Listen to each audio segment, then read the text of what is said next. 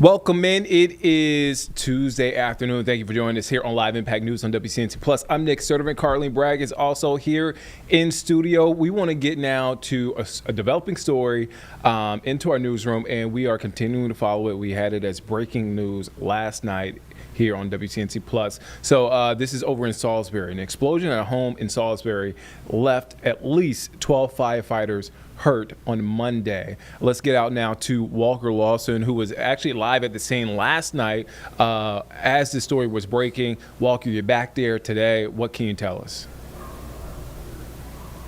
Yeah, Nick, well, good afternoon. So as we can see, the investigation's very much underway on this house explosion, and we have a better look at it today. Obviously, last night when we were out here, we could see the magnitude of the damage to this home, but seeing it in the daylight is a much different perspective. As you can see, this side of the house completely blown out. The house next door actually has some impacts to it as well up against the side of the home. Thankfully, no significant damage, but all of the bricks came flying out, and so as of right now, there is no new additional information from what we learned last night. Again, 12 firefighters injured. Most of those, or all of those, were expected to go home last night.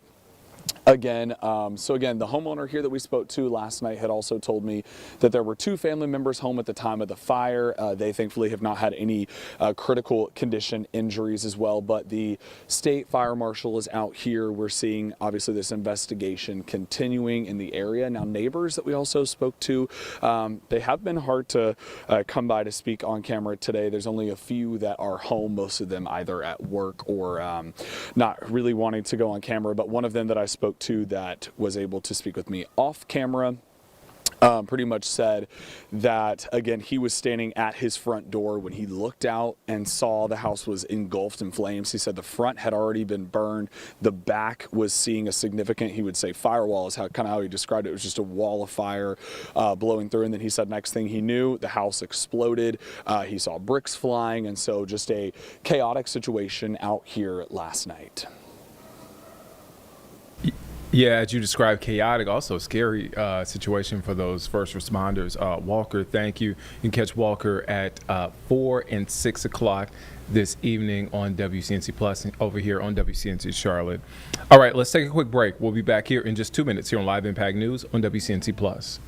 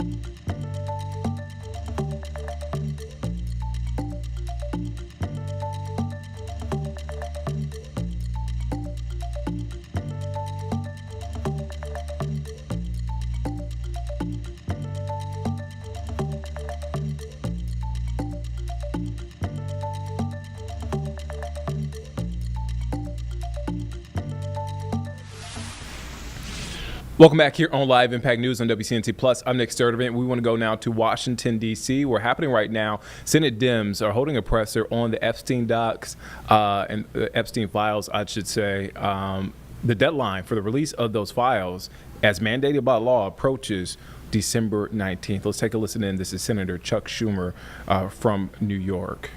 The law. If they don't release the documents, there's going to be such an outcry from one end of America to the other that I think they'll be forced to do it. Just as they've resisted all along, but we're at this point.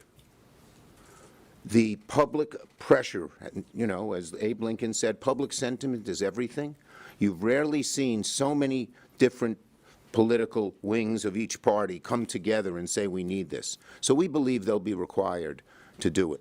Obviously, we would pursue every legal, legislative, and administrative way to get this done as well, but public pressure will be everything.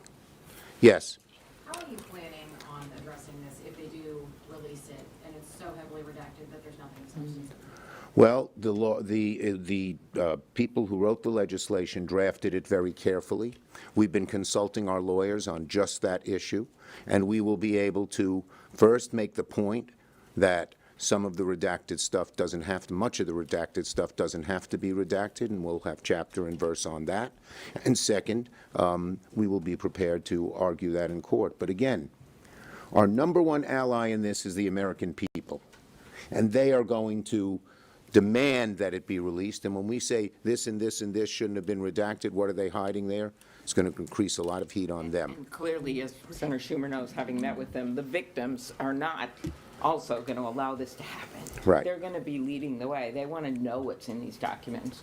Yep. The victims are already filing lawsuits using the information we've gotten. They are not going to let this just go by the board. Yes. What is your plan for making progress on Senator Wyden's bill with regard to the trade? Well, why don't I call on Senator Wyden? We're going to keep pushing to find out what is behind Scott Bessent's stonewalling. The fact of the matter is, on Valentine's Day, before the administration, the Biden administration left, we went to look at the SARS, these suspicious activity reports, and we had the staff of senior Republicans. And we're going to keep pushing on a bipartisan basis to, A, get all the facts out, because as Senator Schumer has said, this is not a blue and red fight, and B, to make the reforms that are necessary so this never happens again. Too many banks looked the other way. Too many auditors decided this wasn't important. This was again and again a textbook case of disinterest in suffering and families and young girls, and we're not going to let it happen again. We're also not going to bifurcate this. It's part of one large investigation, one large disclosure. And just as we will do everything we can to alert the public what has happened on the non-financial parts of the documents, with all the horrible things that they did to these women, we're going to continue to keep pressure on the financial parts too. Yes. So let's say these files do get released. Is it just going to be a public release, and you all are just going to let the American people go through them and come to their own conclusions? Or will Senate Democrats, will there be a coordinated campaign? Will there be anything that we can expect next year? Well, the first step is to get them all released. That will be our first job. And then once we have the releases, obviously it's going to be clear as could be to the American people what has gone on here. But, you know, Democrats will be actively involved, letting people know how disgraceful this has been. The American people should see everything we see. Yeah, they'll see it. Yes. In terms of the timing, if you need to go to court after the release because it's, there are too many redactions or just everything's not there, is that something that can happen quickly, days? We're going to, we have great lawyers who are ready to go, and we will leave it to them as to the best sense of timing. But certainly we want to let public pressure build and build and build. And are you working with the Republicans on the court action? Because the law was bipartisan. We expect that we will have lots of bipartisan support. Thank you, everybody. Thank you. Oh, last one. What steps are you guys taking when it comes to learning more about why Ghislaine Maxwell was moved? I don't know if you saw, but Susie Wiles, the president's chief of staff, We saw that. she had no idea. The president had no idea. I'm curious. I don't know whether those will be. She should not have been moved. And I think when the files are made public, the pressure on to disclose how that happened, why that happened, and to undo it will be very, very real and strong. Is that a focus of one of these tasks? That is one of the focuses is on what happened and what they've tried and what they have tried to do to cover up everything, including what happened with Ghislaine. Okay.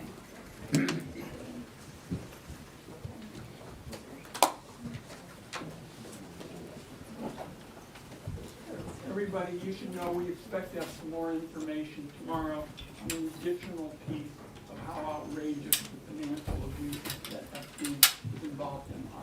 Tomorrow. All right, so that press conference just wrapping up. Senate Democrats there on Capitol Hill speaking about the Epstein files. As mandated by law, the release is set for the 19th. All right, so we went ahead now to Minnesota, where Minnesota Governor Tim Walz is signing 2 executive orders to reduce gun violence in Minnesota. Let's take a listen in to what's being said right now. Either who have a role to play. So we're suing Glock right now for turning a blind eye and allowing their handguns to be easily converted into deadly automatic weapons. And we're going to hold them accountable in the courts of the state of Minnesota. And we're suing Fleet Farm for not doing enough to stop the sale of firearms to straw purchasers who let guns get into the hands of people who, by law, should not have them. And I look forward to working with you, Governor Walz, and our legislative leaders to get these dangerous weapons off the street and out of the hands of folks who shouldn't have them, and move forward a future with fewer funerals, fewer devastated communities, and fewer families torn apart. Your leadership is inspiring at this moment, and we're going to go get out there and save some lives. Thank you very much.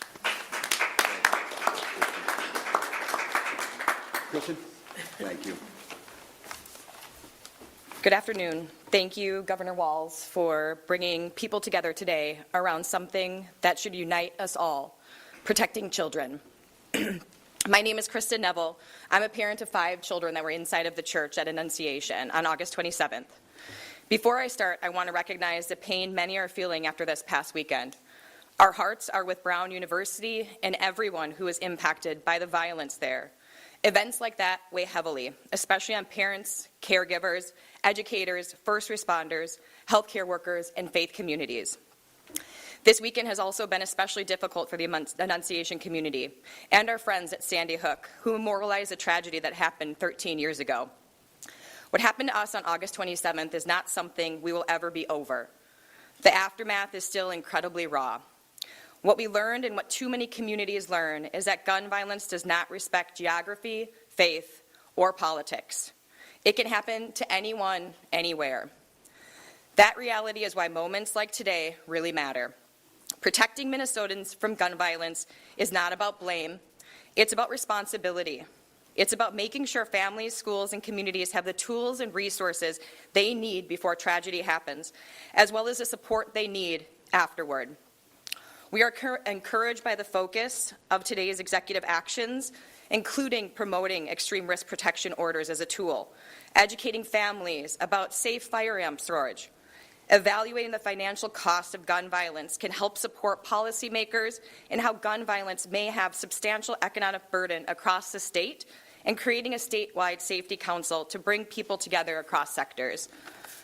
These steps affirm a shared truth. Addressing gun violence is not a partisan issue, but a human one. And meaningful progress requires respectful dialogue across differences.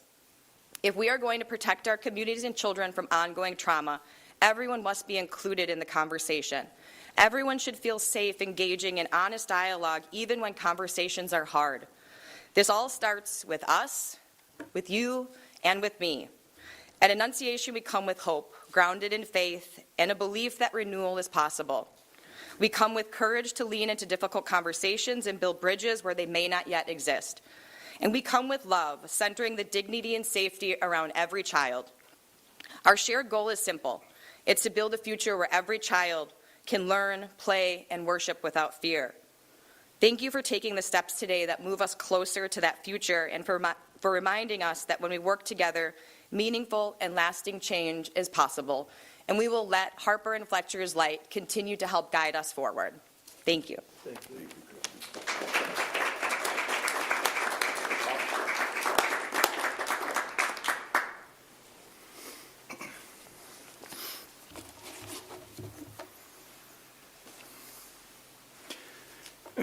Good morning. My name is Bob Jacobson. It is my honor to serve as the Commissioner of the Department of Public Safety. As we all know far too well, in the last year, Minnesota has experienced both mass violence and targeted violence. In the early morning hours of June 14th, State Senator John Hoffman and his wife Yvette were shot, and House of Representatives Speaker Emerita Melissa Hortman and her husband Mark were murdered through an act of politically targeted violence. On the morning of August 7th, 2 children, Fletcher Merkel and Harper Moisky, were fatally shot in a shooting that targeted school-aged children seated in church pews, praying at Annunciation Catholic Church in South Minneapolis. 26 of their classmates and 3 adults were also shot in the church that morning. There have been multiple other mass shootings in Minnesota over the past year, and we know that we are not alone. We have seen an increase in targeted violence and mass violence across this country, as evidenced by our recent shootings. Beyond those who've been physically lost or harmed in these incidents, we know these events tear at the fabric of who we are and affect entire communities. All these incidents, all of these lives that have been lost, and all of these lives that have been changed forever require us to do more to address that violence. We should do whatever we can to prevent any more of these senseless acts. The Statewide Safety Council, founded through today's orders, will focus on understanding mass and targeted violence, bringing in experts who will broaden the understanding of these events. This council will bring forward initial recommendations for swift action if there are immediate needs for the governor and the legislature to address. The council will then continue to focus on the topic and issue a full report within 1 year. Beyond simply bringing a report of understanding, I expect that council will bring forward actionable steps to implement a statewide strategy to address mass violence and targeted violence. This will be a multidisciplinary approach that involves more than law enforcement. And it simply must if it is to be effective. And it is part of my responsibility to bring forward solutions to keep Minnesota safe. Many of these incidents have happened on my watch. So truly, it is also all of our responsibilities. The Department of Public Safety in the state cannot successfully address the violence alone. We care about our fellow Minnesotans. We care about the state's residents, businesses, and visitors. And we care about all those who call Minnesota home. I am thankful that the governor is bringing together this team to help us keep people safe. And in the aftermath of these violent acts such as we have experienced, in the midst of sorrow and pain, people often call for not only thoughts and prayers, but they call for action. And this is one example of an action that can make a difference. Thank you. I'll turn it over to Commissioner Arnold.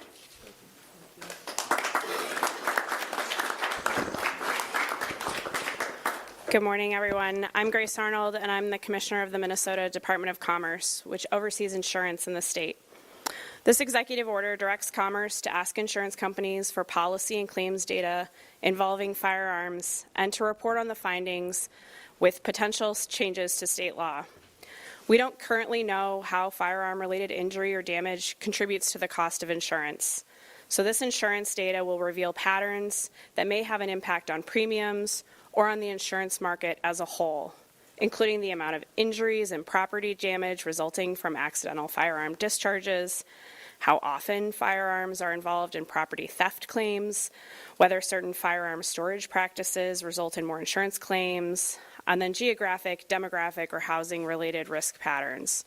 This data may also help quantify the financial cost of gun-related harm, including property damage, liability claims, and wrongful death settlements. If we can identify risk factors, we can make prevention actionable and recommend changes to state law.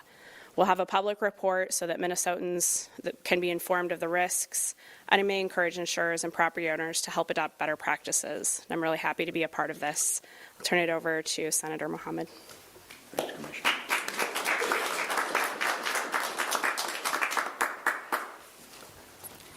I want to thank Governor Walz for taking these actions, but I would be lying if I didn't say I wish we didn't have to do this today. We could already be doing so much more to keep people safe. Minnesotans know that, and they're angry we haven't, and so am I. After the Annunciation shooting, Governor Walz, a vocal group of legislators, and most importantly, parents and students across the state said that we need to act on gun violence prevention, and the time is now.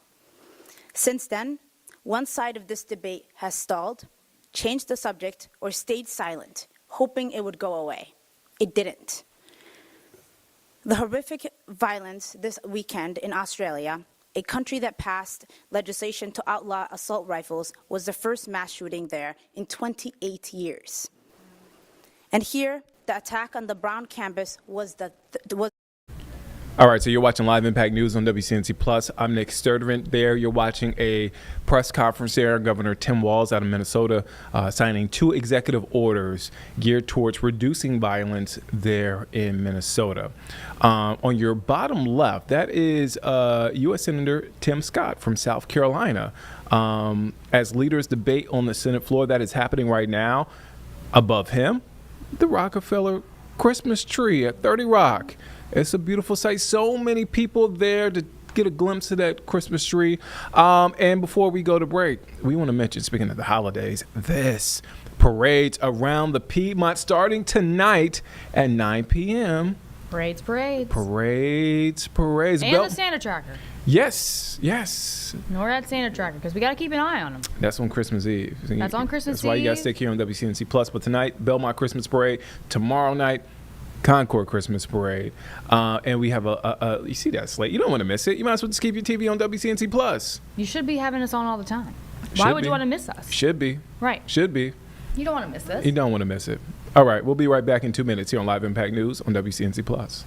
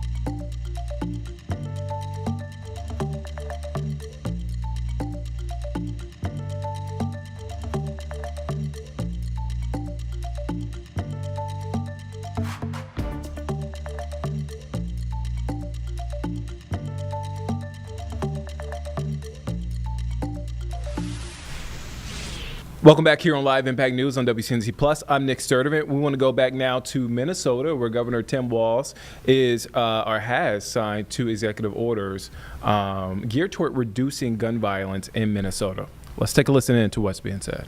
Question for every lawmaker is whether we are with them. Standing here today with Governor Walz, our DFL leadership, and colleagues in the House and the Senate, we are saying actions, not just words, but actions, that we are here with you and in this work with you. And I want to end with a reminder that our kids are watching and they are taking action.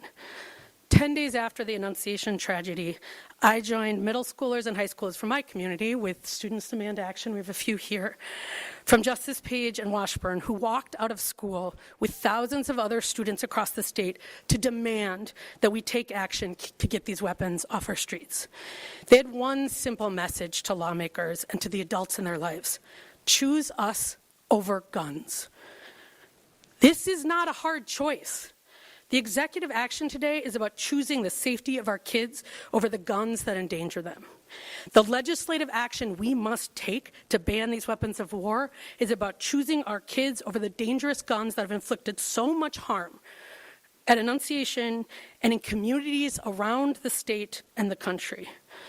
Our kids are counting on us to choose them and their future. And that today is what we are doing, and that is what we must do when we go back into session. Thank you. And I will hand it over to Maggie Emery.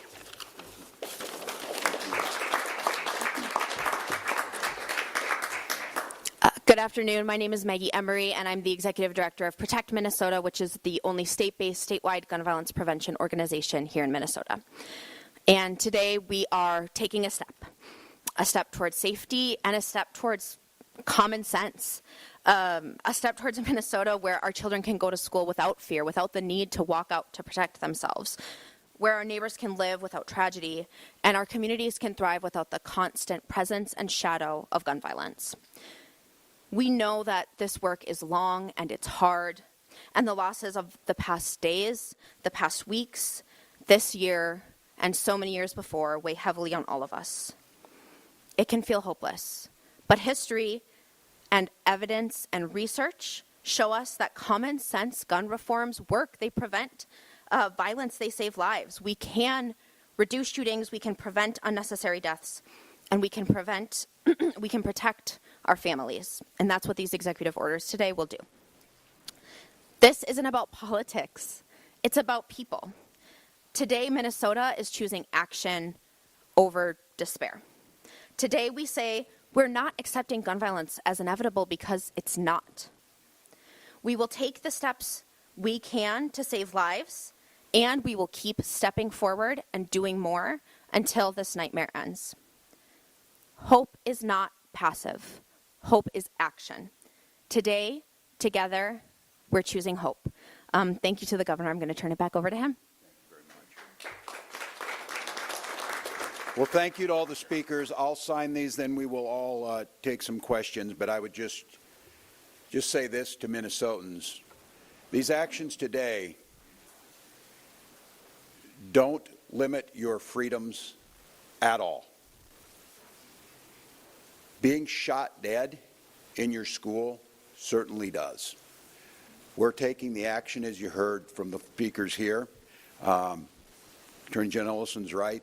There's no one fix to this, but there are certainly things that we know. There are certain things we've learned globally that make a difference, and these 2 actions will be another step in that direction. I'll sign them. We'll take some questions.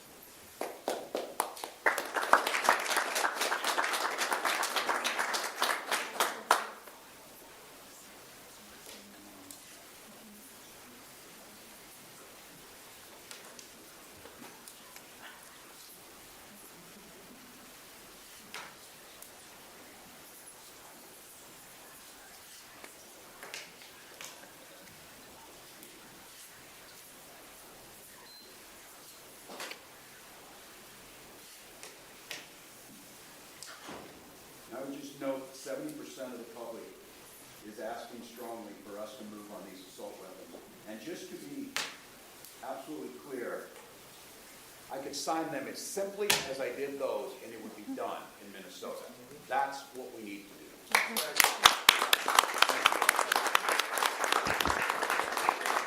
We'd be glad to take some questions. Governor, today the Republican Party chair already put out a statement saying the executive orders are a clear admission of weakness on your part. That weeks ago you promised a special session, but the effort collapsed because you couldn't get votes in your own party. And you're surprised by that, Mary? That statement? What a condemnation. What a weak, horrible thing. Come and say it in front of these parents. Next.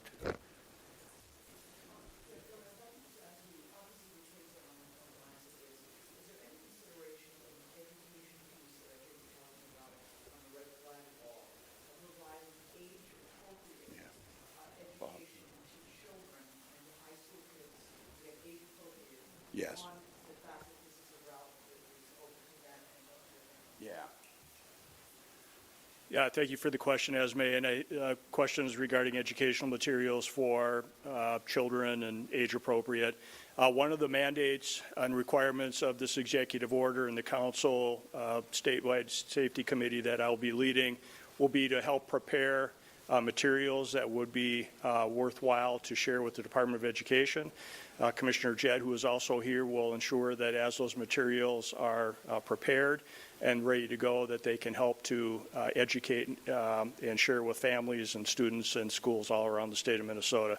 So we know that we need to get to children early, educate, and the best way for us to do that from public safety is through our partners at the Minnesota Department of Education, and I'm honored to work with Commissioner Jett to be able to do that. Governor, a quick question about... Could I go, I'm just going back one. Mary, could you for the record state the name of the individual who decided to distract from this as we're talking about important things? Yeah, what was his name? What's his name? Okay. And that was his first thought in the midst of this with parents and Minnesotans asking us. Okay. Make sure you spell his name right when you get it in there so that Minnesotans know exactly who's standing between them and doing this common sense. Governor, a question on the language on Order 2513.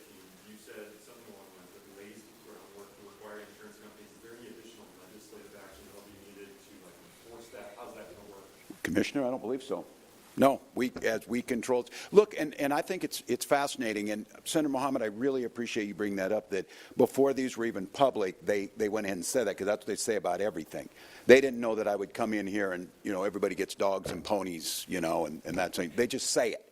Keep in mind what we're asking here is every one of you who bought homeowners insurance, if you've got a dog, if you've got a trampoline, if you've got a swimming pool. It impacts your rates and impacts all our rates because the chance of an accident happening with those three increases because of it, and the opportunity is there. We have been forbidden for 30 years to gather data around what it owns to have a firearm. So if you're going to have one and you're not going to lock it up, why are we all paying for it? You can pay for it. You can pay for the insurance costs that go up there, and this is absolutely outrageous. But the idea that that they would call that unconstitutional. Pay your fair share. Pay your fair share. And the insurance companies, they need to let us know what the economic impact is. We know what the economic impact is. We know what the emotional impact is. Now we can quantify it. Is that to say that there's existing language to allow the administration to enforce sort of requiring the insurance companies to provide that? We can give a little bit from the insurance commissioner. I mean, the short answer is yes. We have statutory authority to require insurance companies to provide us information about this, just like we have statutory we get information from insurance companies to inform public policy, and this is one of those. House and Senate leaders discuss how close you are in the votes? Aaron? It's the wrong question, Eric Escala. The question is, how many Republicans are going to join us?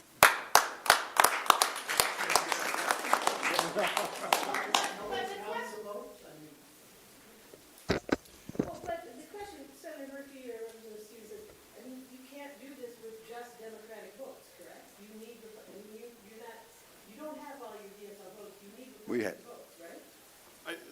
The House is tied 67-67. The Republican leadership has made very clear that there isn't one vote in their caucus for getting weapons of war off the street. without even one vote, there is no way to pass this into law. I think that was Leader Murphy's point, that it's the wrong question. The Democratic Party is united in this respect. The Republicans are equally united in saying that they won't allow it to happen. They won't even allow a vote on the floor. And that is where the change needs to happen inside the Republican caucuses. Governor, or perhaps Commissioner Arnold, what's the timeline on gathering the data on the cost of gun violence? When are we going to see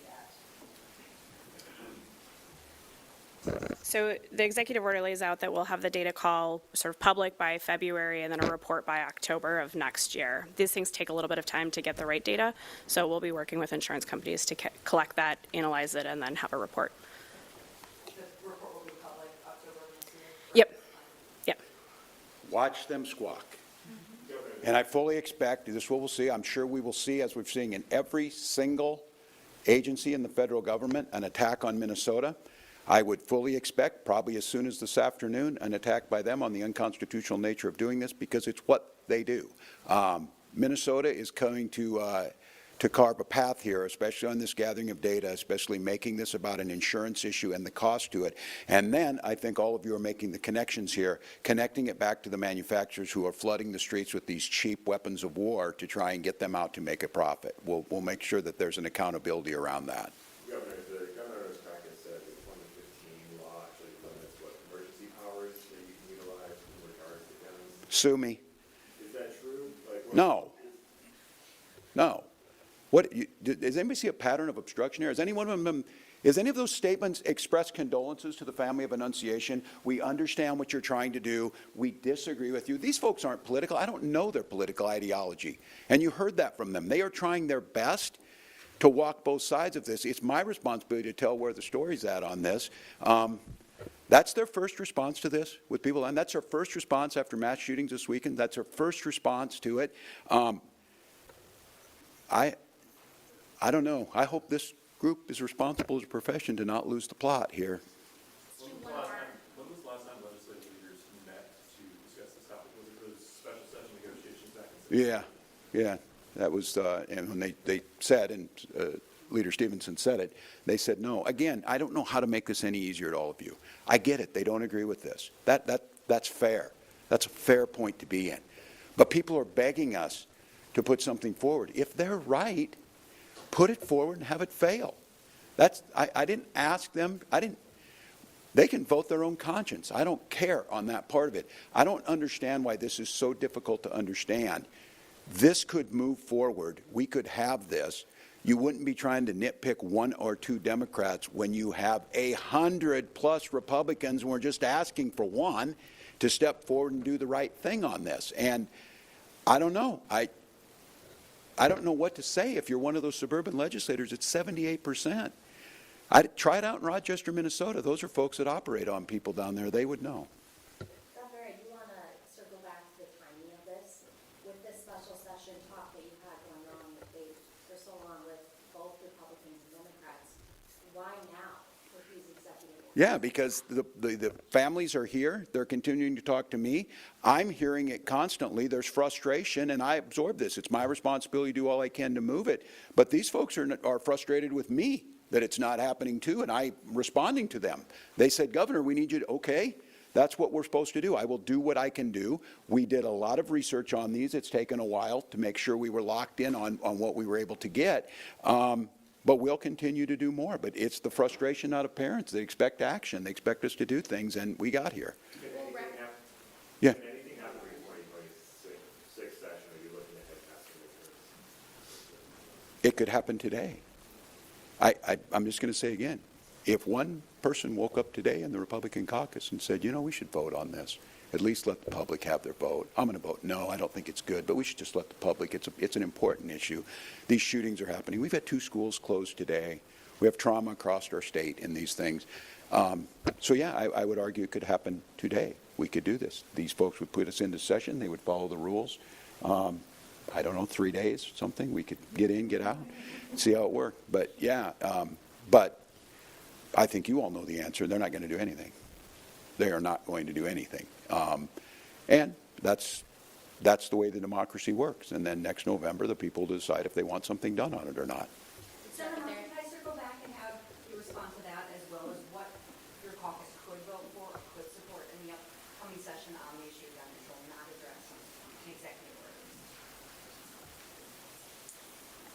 Senator Latz and Senator Mohammed are both here. They held hearings after the Annunciation shooting. My colleagues brought forward a number of proposals. The Republicans brought 0 proposals to those hearings. Senator Latz and Senator Mohammed are working with our caucus on a variety of issues that we will bring forward, and I expect that there will be a vote. And I can let either of them get into more detail if you'd like, but we're preparing. Thank you. Thanks, everyone. All right, thanks, folks. Thank you all.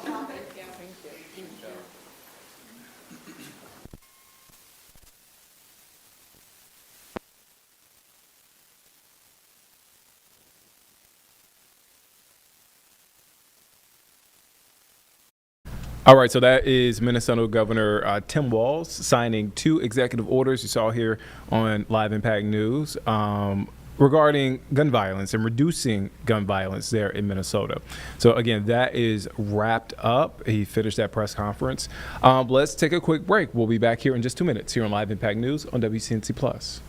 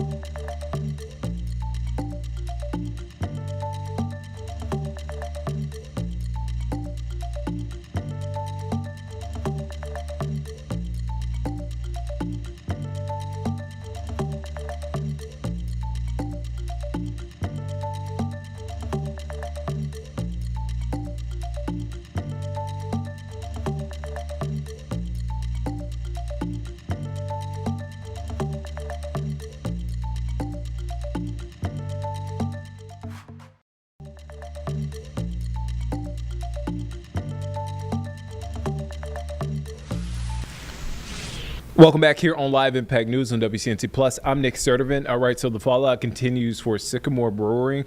So the latest, what we have, authorities have filed additional charges against the former co-owner of Sycamore Brewing, who was arrested of raping a teen, accused of raping a teen.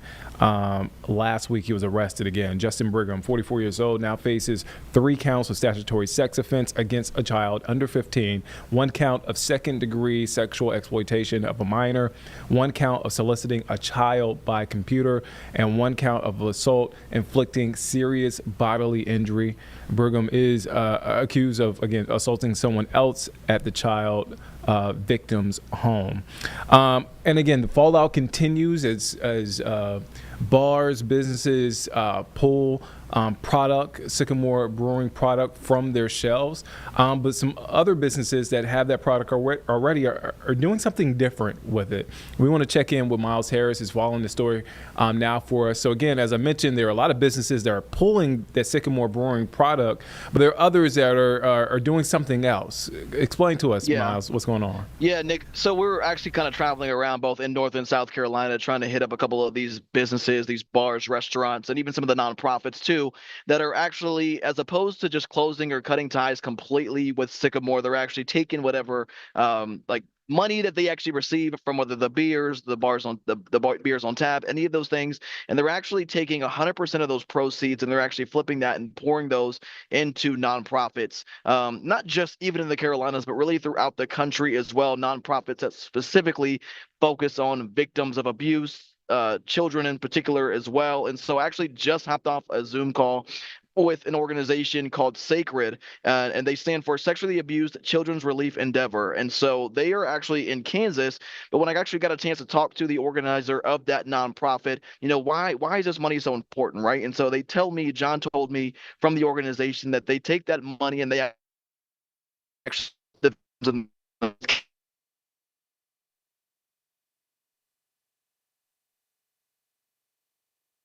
they need. So whether it's simple things like making sure that they're changing the beds, making sure that they have the proper resources to make sure that they are getting the amount of help that they need following that incident, that is what a lot of the money that is some of these organizations and even businesses are kind of pouring and focusing into, and not closing ties completely when it comes to Sycamore Brewery. Nick. Miles, thank you for that. And you can check out Miles at 4 and 5 again, doing more of a deep dive on what's happening here with Sycamore Brewing as we continue to learn more information about its former co-owner. Miles, again, thank you. All right, let's take a quick break. We'll be back here in just 2 minutes here on Live Impact News on WCNC Plus.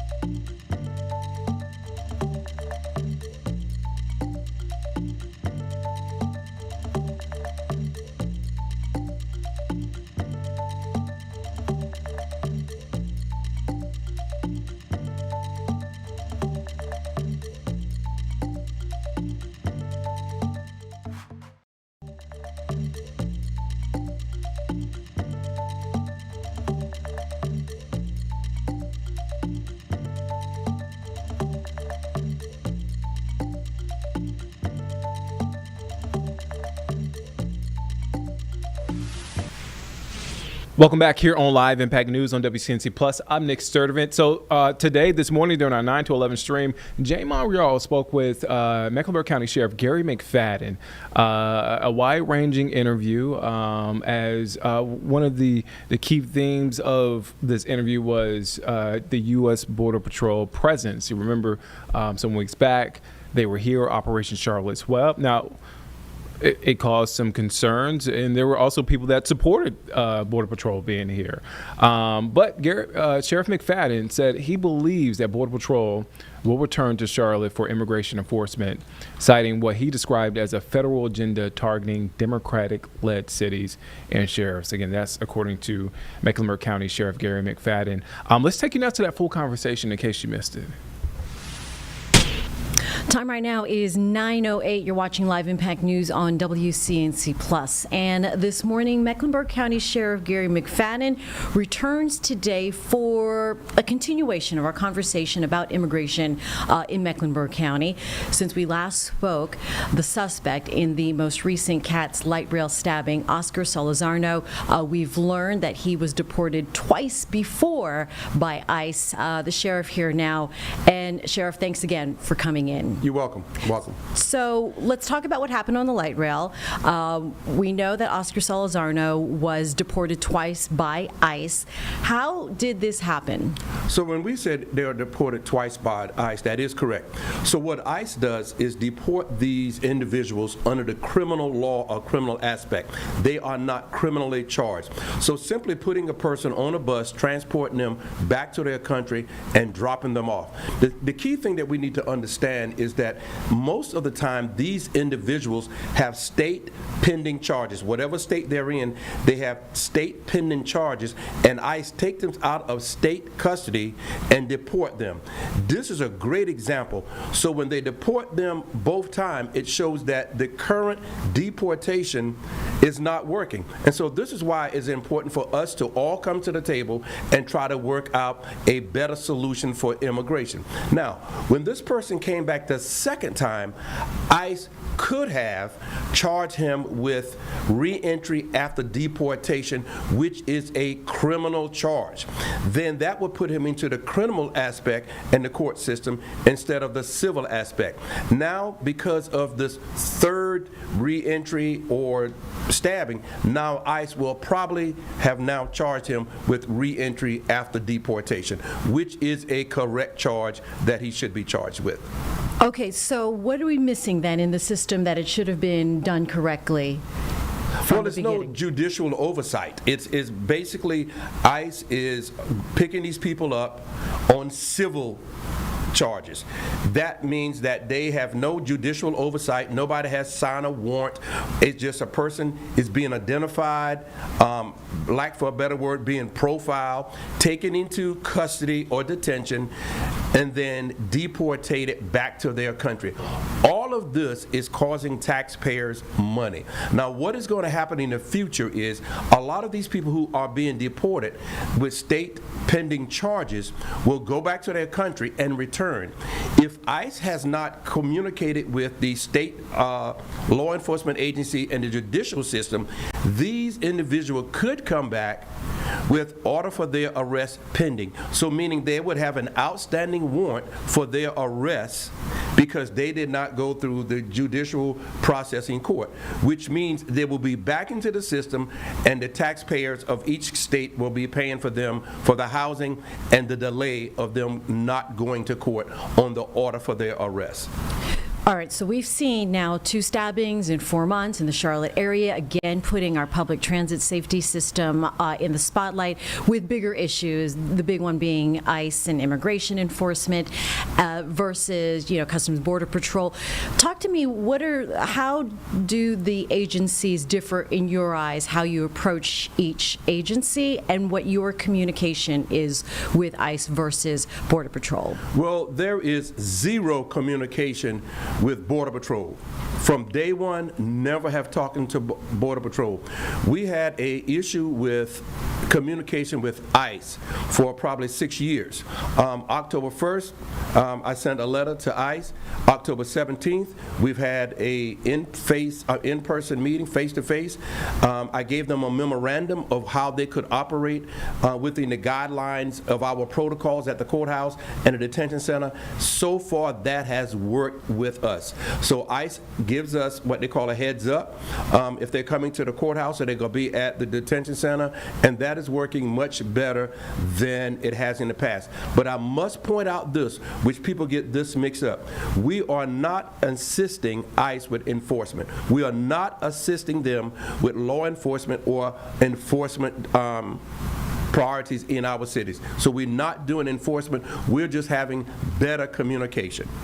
Okay, but Border Patrol, no, and now there's talks of potentially that they could come back. Like they have said that this is Charlotte's Web is not over. Well, when they come back, and if they come back, I'm going to still ask for communication, cooperation, and collaboration. I can tell you that Charlotte will be different. Law enforcement will be approached differently than before, and we will ask for cooperation and communication, hopefully prior to their arrival, because we're going to question what they're doing. A lot of damage was left in Charlotte, a lot of unanswered questions, and nobody to this day know who has been picked up out of the 100 or some people that they potentially claim that had criminal histories. We do not know that. We can only go on what they are saying, but with no verification and clarification. We're going to ask for that if they return, and as of now, we're going to ask that before they return. So do you know if they have plans to return? I believe they will return. The president has an agenda, and he has to make sure that his agenda is being followed, so I believe that we will see them again. And make no mistake about it, we're going to be targeted because we are a Democratic agency or a Democratic sheriff's office under the guidelines of a Democratic governor. So if you look at it, look at how this is being attacked. They are targeting Democratic-run cities. In North Carolina, they are going to target black Democratic sheriffs in each county. Mecklenburg, Durham, Raleigh, and Wake.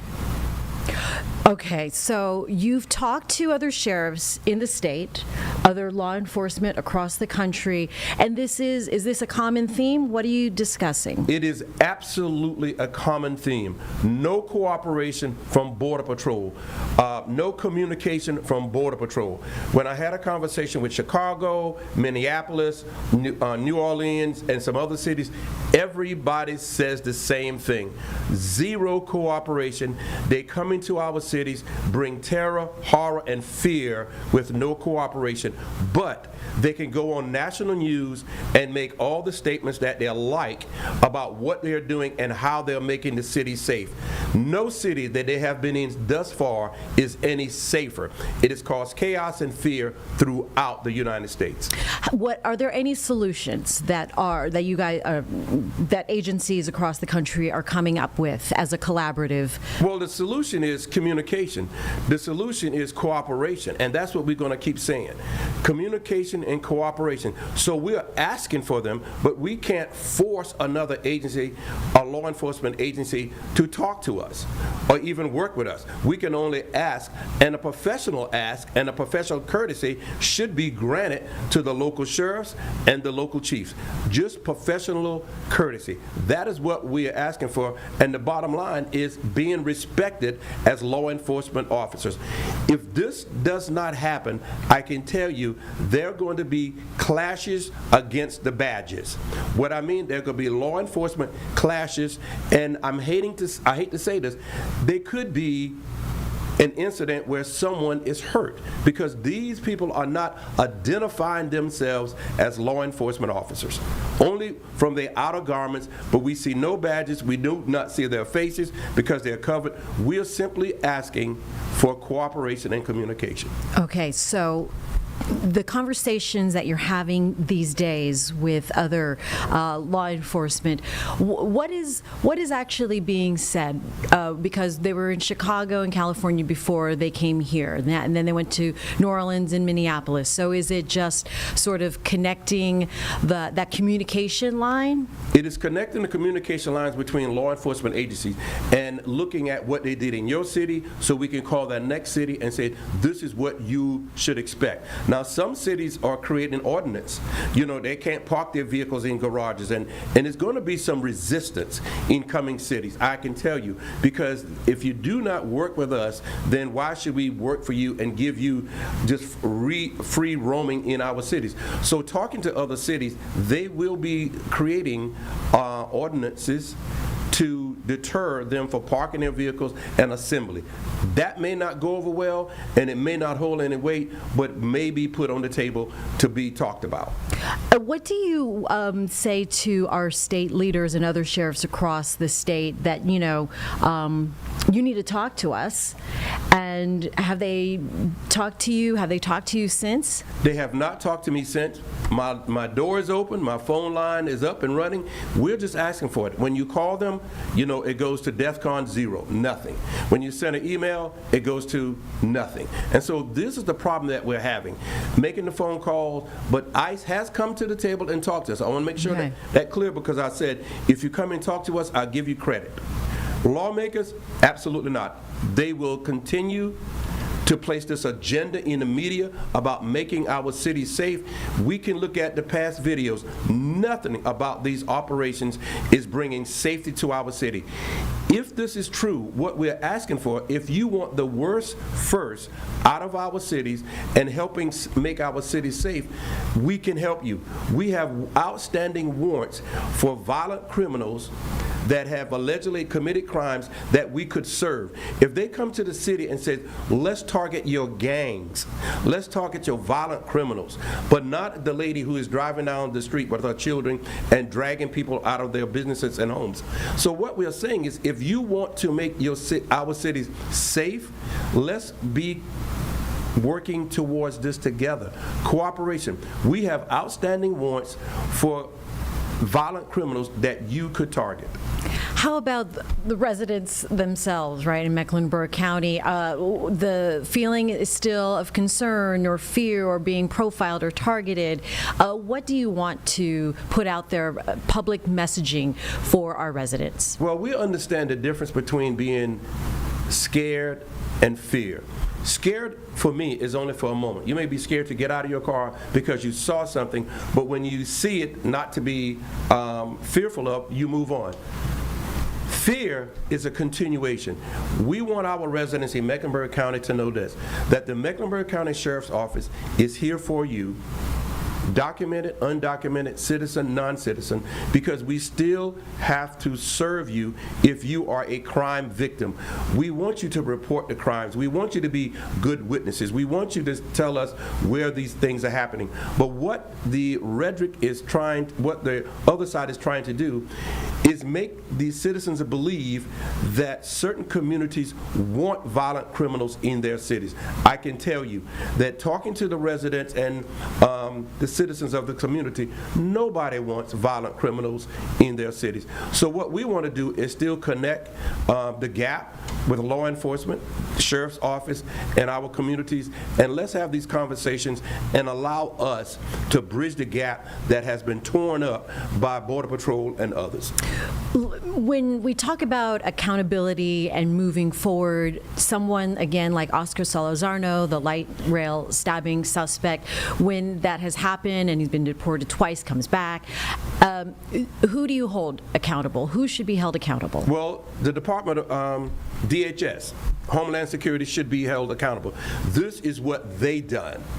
This is when they deported him twice, they allowed him to leave the United States without being adjudicated for the current charges that he was charged with. They deported him. This is a failure in the system. Now, they probably will try to correct it now by criminally charging him, but that's a failure in their system. So simply coming together with law enforcement, having these conversations, allowing us in law enforcement to show you some of these gaps would be helpful. Talking to lawmakers who just make these bills and Senate bills and House bills without having a conversation with actual law enforcement officers. Yes, in North Carolina, they have a great relationship with Mr. Eddie Caldwell, who's the executive director of the North Carolina Sheriff Association, but they need to have better cooperation, communication, collaboration with the local sheriffs who have these problems inside their counties and cities. That's what we're asking for. And when you say that, this becomes a problem because then the detention centers get filled up when the deportation shouldn't, or not the deportation, but someone like a Salazarno, a suspect, shouldn't have been here the second time. Does that really impact the jail system? Absolutely. Here's why. House Bill 318 was created by the lawmakers in Raleigh that require local sheriffs now to hold undocumented immigrants for an additional 48 hours. That is on the cost of every local taxpayer in your county. For Mecklenburg County, that's $398 per state, $198 a day. So what I have been told recently that Alamance County, which was a strong supporter of 287G and ICE, has now not cooperating with them of housing undocumented immigrants because they are not willing to pay the cost. So now Alamance County decided to say, well, we're not going to hold these people inside our detention centers either. So now we're seeing that not only that the Democratic sheriffs are being targeted, now the Republican sheriff may be targeted or brought to the forefront of immigration. So imagine that we're not having these conversations. We're just going on each day, plowing the fields without any resources, and this is not going to be good for our community and communities across the country. If this system is broken, how do you operate within its constraints right now? Well, you operate under the law, and this is why, I am targeted most of the time. I'm simply operating under the law. You will never hear a lawmaker or anyone say this: Sheriff McFadden is not following the law. They're going to have what I classify as word salad. They said he's not cooperating to what you believe I need to do, but I am just simply following the law. When we're talking about detainers and all of that, sure, House Bill 318 has taken care of that problem, to include North Carolina General Statute 162.62 that mandates each and every sheriff in North Carolina, no matter if you're Democratic, Republican, black or white, to cooperate with ICE. So we are mandated to cooperate with ICE, and this is what we're doing. So you will never hear a lawmaker make this statement: Sheriff McFadden is not following the law.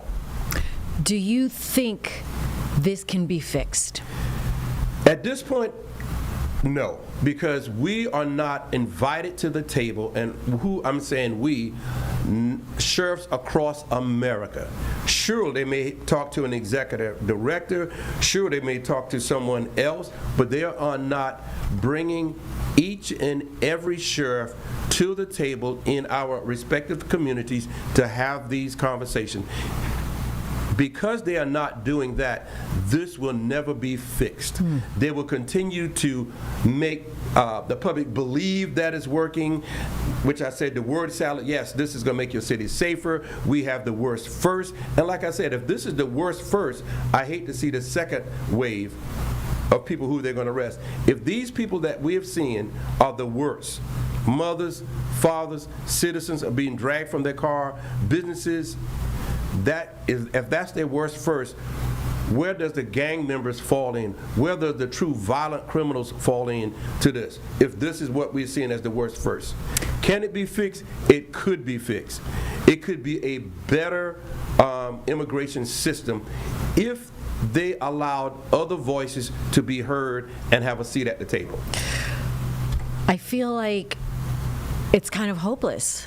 At this point, it is hopeless because we see you go from city to city with no clarification, no communication, and transparency. Let's use that word, with no transparency. If you are arresting people who are violent, let us see it. The people that you arrested in Charlotte, give us that list. Let us see if they are being arrested. Now, when we say, well, they have criminal backgrounds, well, driving while impaired is a criminal offense because you are arrested for it.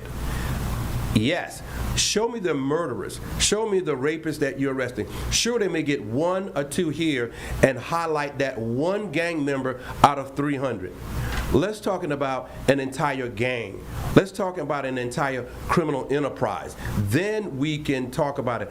Let's see the guns that you have confiscated during these arrests. Let's see the drugs that you were confiscated during these arrests. Let's see the fentanyl that you have seized.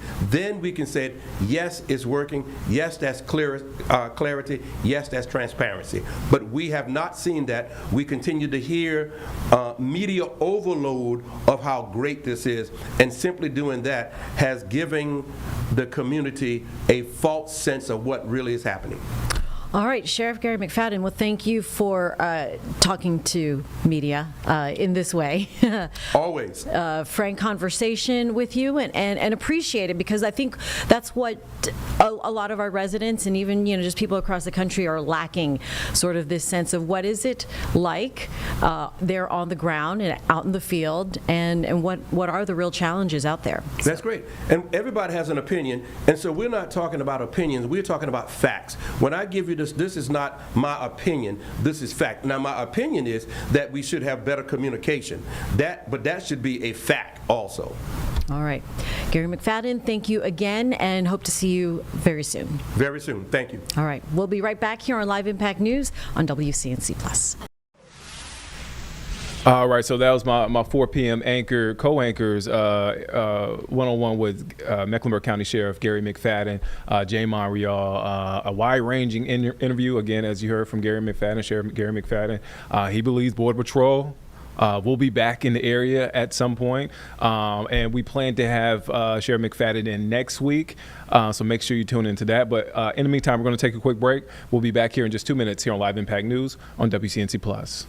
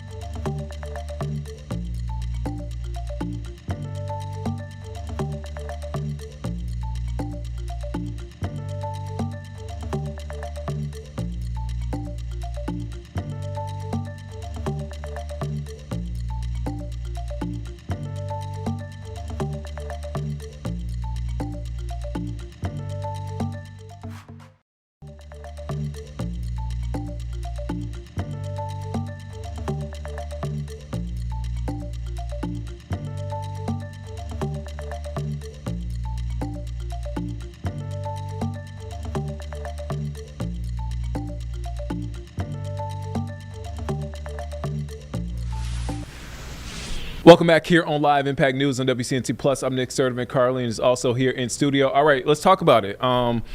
Christmas is next week. Carlene, are you ready? Christmas is next week. Heavens no. Have you done your Christmas shopping? Barely. Have you done everything you need to do for Christmas? Nope.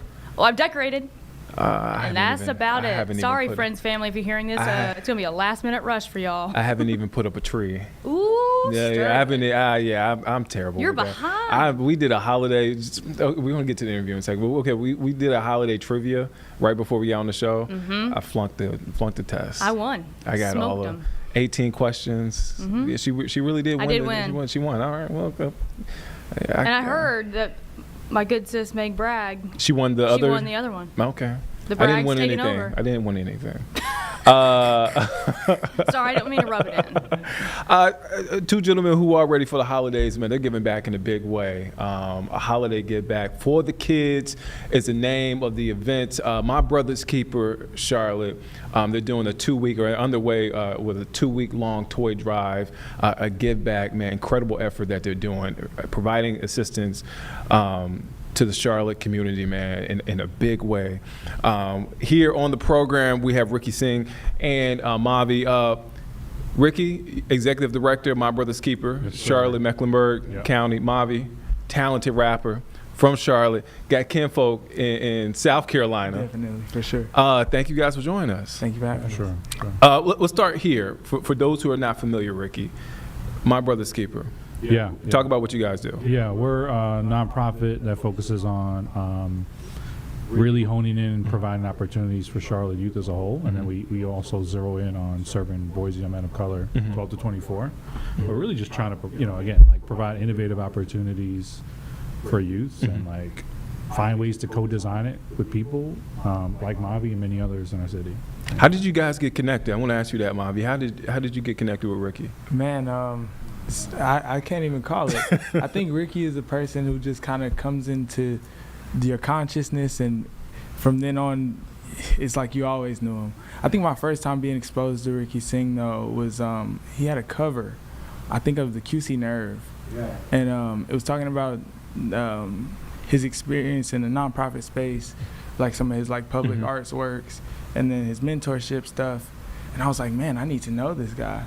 And I think at Archive Charlotte, right there on Beatty's Ford, I think it was my first time meeting him. And I'm like, oh, wait, you're the guy from the article. Yeah. And so from there, he's been helping me craft my own nonprofit that I'm going to roll out next year. He was a big help with the drive last year. And just all things where it's like, as a young man, especially as an artist, sometimes it can be hard to gain leverage and authority in the spaces where I want to contribute back to the community. He's a really good to go between that understands my intentions, that understands my mission, and it also understands the language of the space. It's one thing to say you're going to do something. It's another thing to actually do it. Yeah. What does this community? What does it mean to pour into our community? Because I mean, it's been a rough year for a lot of folk. So for you guys, what does it mean to pour back into your community? I mean, I think. For me, I'm excited about the community that forms when you're going to pour back into community, right? So I think, for the kids is a, originally kind of formed by Mike Jones, which is a amazing creative in our city. Yeah. But it's really a collaborative of a variety of partners and creatives and artists and organizers that want to streamline efforts as much as possible. Yeah. When we think about what happened, what's been happening on the east side in Southwest Charlotte with CBP, you saw organizations and folks build community to rally around community. So I think that part to me is special in the Charlotte way. Definitely, especially just tapping into the energy of the city. Like, to your point, there were kids at high schools doing protests. When the community has a need or has a fear or has a celebration, it's in the spirit of the city that we all participate in that. And it feels really good to like pour into that and tap into that. It's a list of events. I'm looking at it right here. I want to hit on Mavi, the event that you're doing with Ruben Vincent, right? Also a fellow rapper, fellow Charlottean. Right. Both of y'all are super talented. I just want to say that, by the way. Ruben and Mavi's toy and food drive at Archive CLT. Talk about that. How did that come together? And the working relationship, because I feel like from me being here the past couple of years, man, the art community and the creators are, and correct me if I'm wrong, like it's close knit. I lived in Atlanta and I saw the same thing. And I don't want to compare Charlotte to Atlanta at all, but it's kind of like that same close knit. A lot of people like to compare Charlotte and Atlanta, but but it's same as far as the connectivity. How did you guys kind of link up and get together? No, you're 100% correct. I think the art community in Charlotte is incredibly close knit, and part of that is because we all learned our crafts and practiced our crafts, sometimes in positions of like lack of resources. So we've all shared and lent our talents to each other throughout the years. Ruben's been a friend of mine for over 10 years now, since we were both children. And he's a wonderkind. He was a child prodigy, and now is like a prolific artist in his own right. Just had an amazing album with Ninth Wonder, doing big things and putting the city in big places, and I'm really proud of him. But how we decided to do the first day giving last year was, it felt like, to your point about Atlanta or other major cities where there are like large, well-developed art communities, there are often traditions of the major artists or the artists that have received a bit of success or accolades being the one to spearhead initiatives in the city.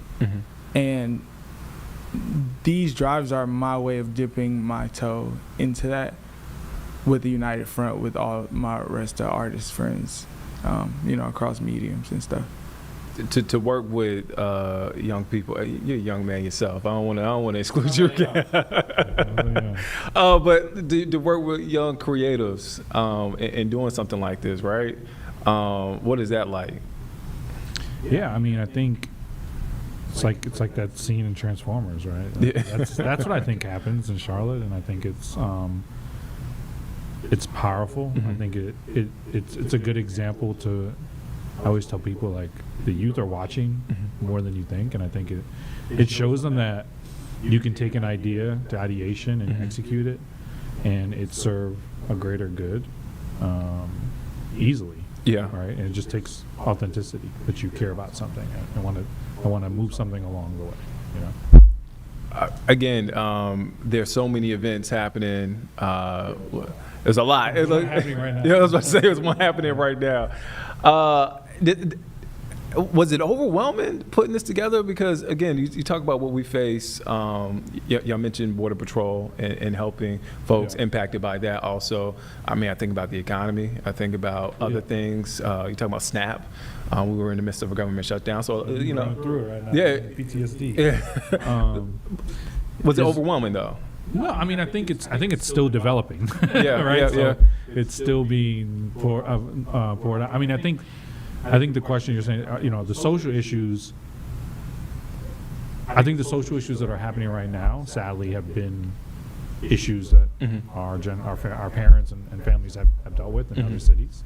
For our organization, we primarily serve marginalized families. We prioritize home visits, especially for families experiencing chronic absenteeism. Last year, we did almost 12,000 home visits. Yeah. Without those issues that you just pointed out. Right.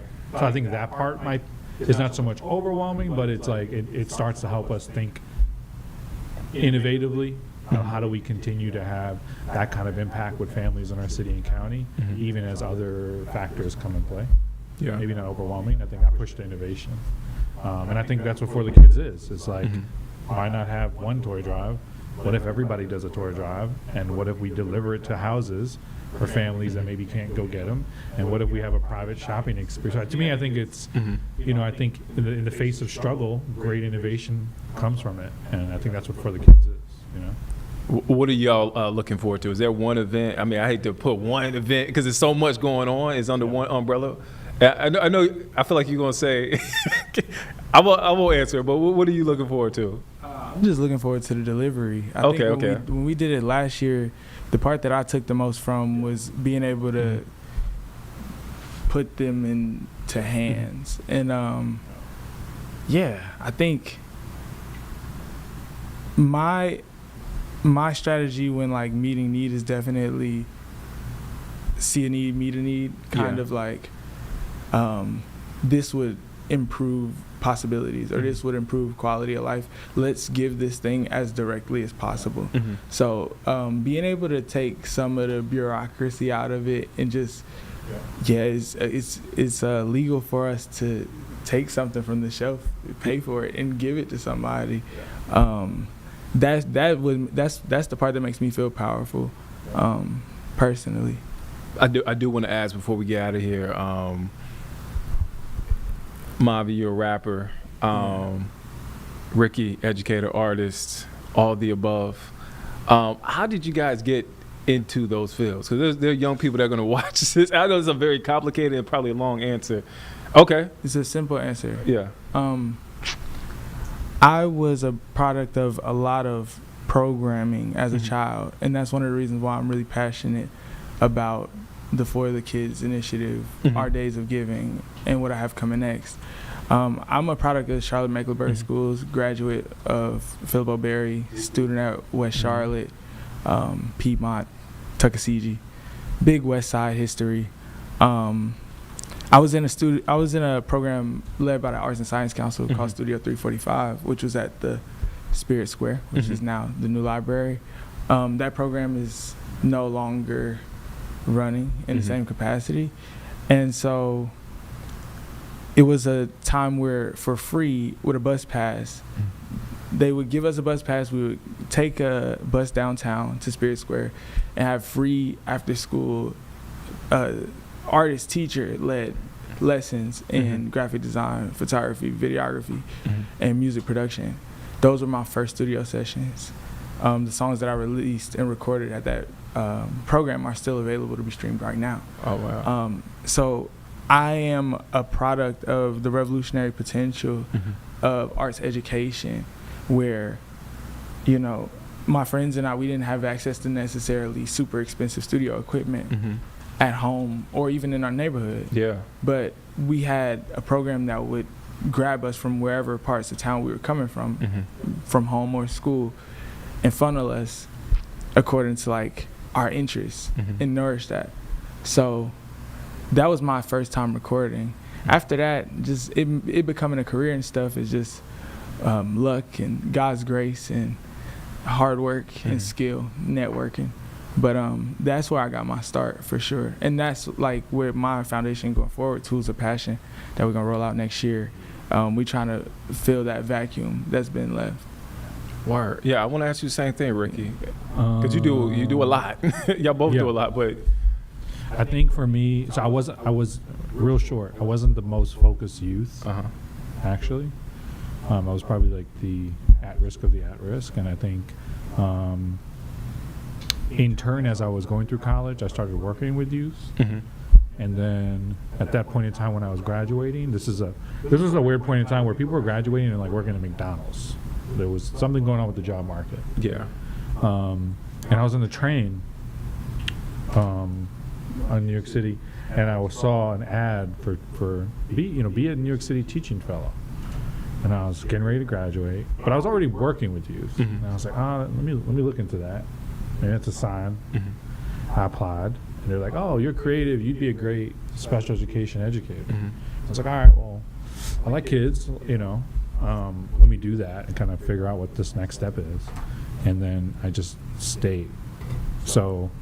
And I've just stayed in education since, and I've done everything under the sun. But I say that story is important because I think sometimes as kids, like, there's this common pressure for kids to have the answer before they graduate high school, after they graduate high school. And sometimes there's just like something special happens when you just keep forward motion. Yeah.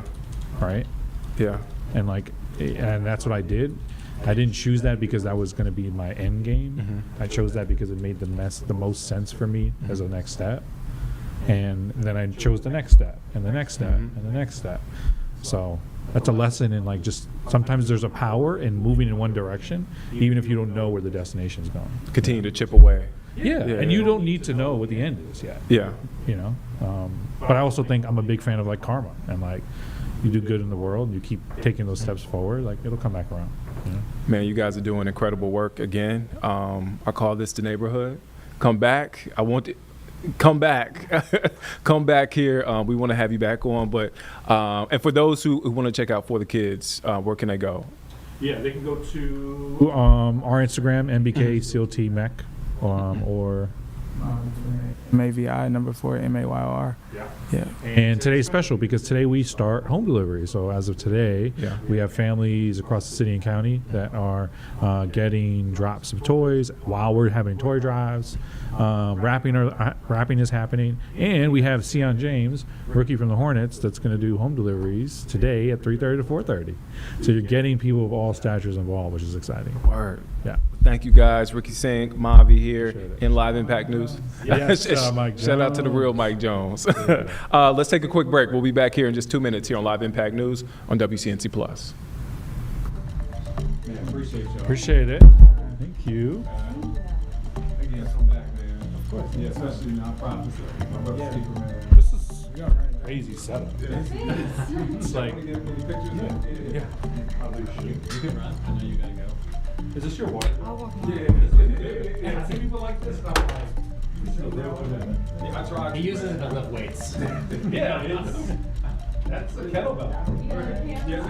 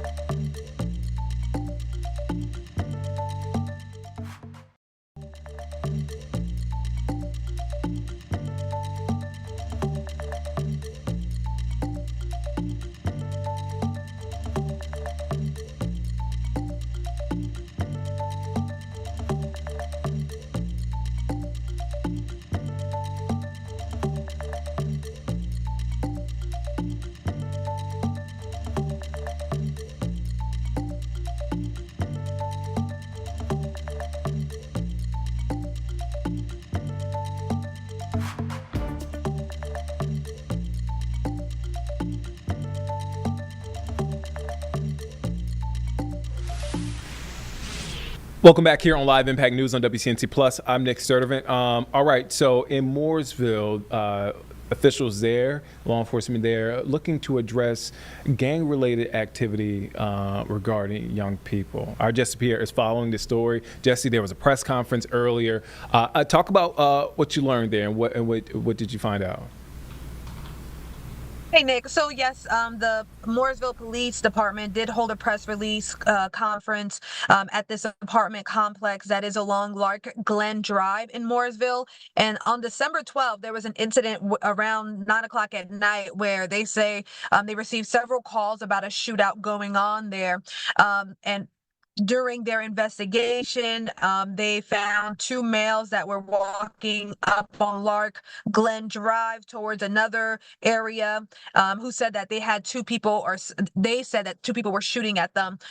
Continued investigation, they found that one of those individuals returned fire. His home, just and through surveillance and so forth, but his home was checked and searched and so forth. And they found 3 different weapons or 3 guns there. The male was under 18 years old, and there was also video footage showing that this person also shot back or did some level of shooting throughout the whole thing. They did confirm when it comes to like the 3 guns that were recovered, one of them was stolen. One of them had this serial numbered on it changed, and they say that it's gang related because someone else who was in the area, the chief says, showed up and told one of their officers that they told the officers that their boy was in a shootout and they came out to help. And that person was a known gang member. And they said that one of the individuals who was involved in the shooting was going through the process of becoming part of a gang. Now, the frustration for the police chief is that, following the detainment of this 17-year-old, they requested a secured custody order for that individual, and that wasn't approved. And the chief saying that, that has been the frustrating thing, partnering with the juvenile justice, because, they have a list of different violent acts or criminal activities that does involve youth, yet they don't have the backing to actually keep them out of society. And so that 17-year-old is back in the community. Nick? All right, Jesse, thank you. You can catch Jesse at 5 and 6 o'clock this evening. Again, Jesse, thank you for your time there. All right, as Jesse mentioned, there was a press conference earlier today. We heard from law enforcement officials. In case you missed it, let's take you there now. Good morning. I appreciate everybody coming out. My name's Ron Camperciani. I'm the police chief here in Mooresville. Let me just introduce you to who I have standing behind me. To my far right is Detective Bradley Cook, who worked on this incident we're going to talk about. To his left is Commissioner Will Avens, this is his ward down here. To his left is another commissioner who's on the Public Safety Commission, Frank Owens. To his left is Assistant Chief Jamie Quinn, who's over CID. And to his left is First Assistant Chief Joe Cook, who's over patrol. I'm going to read a prepared statement that you all get, and then I'm going to talk a little more about some stuff, and then I will take questions. On December 12th, 2025, at approximately 9:04 p.m., the Mooresville Police Department received several phone calls from concerned citizens stating that they had heard several gunshots in the area of Lake Glen Drive in Mooresville, which is where we are right now. Along with the phone calls, Mooresville Police Department also received an alert of gunshots from ShotSpotter, an acoustic gunshot detection system. Officers arrived on the scene and located several spent shell casings in the middle of the road on Lake Glen Drive. During the investigations, detectives determined two males were walking up Lake Glen Drive towards Selma Drive when they are fired upon by two subjects lying in wait by another apartment building. Detectives talked with both males, who stated they did not know who fired upon them, and they did not fire back. Both suspects stated that they ran back to an apartment on Lake Glen Drive after they were fired upon. While talking with both subjects near the apartment on Lake Glen Drive, there was a strong odor of marijuana coming from the apartment. Detectives reviewed surveillance footage and determined that one of the males fired a weapon as he ran back to the apartment on Lake Glen Drive. The male is under the age of 18 and is not allowed to possess a firearm. A search warrant was executed at the apartment on Lake Glen Drive, and 3 firearms were located inside. One of the firearms was confirmed stolen. Another firearm was found to have a serial number that had been altered. During the investigations, detectives confirmed that the incident was gang-related due to documented gang members arriving at the incident location. The facts surrounding this incident were presented to the Department of Public Safety, Juvenile Justice, and Delinquency Protection, which did not issue a secured custody order for any of the involved juveniles. So, that last statement is what we're here to talk about today. We recovered 19 shell casings in this area from that shootout. 19. We received 7 calls from residents in this apartment complex. 7 residents that had to hide in their apartments because there was just gunfire going on, and literally something like the OK Corral shootout was going on down here. We appreciate the people that called. One woman was in the parking lot when this shooting was going on. She had to sweep up her child in her arms and run into the house.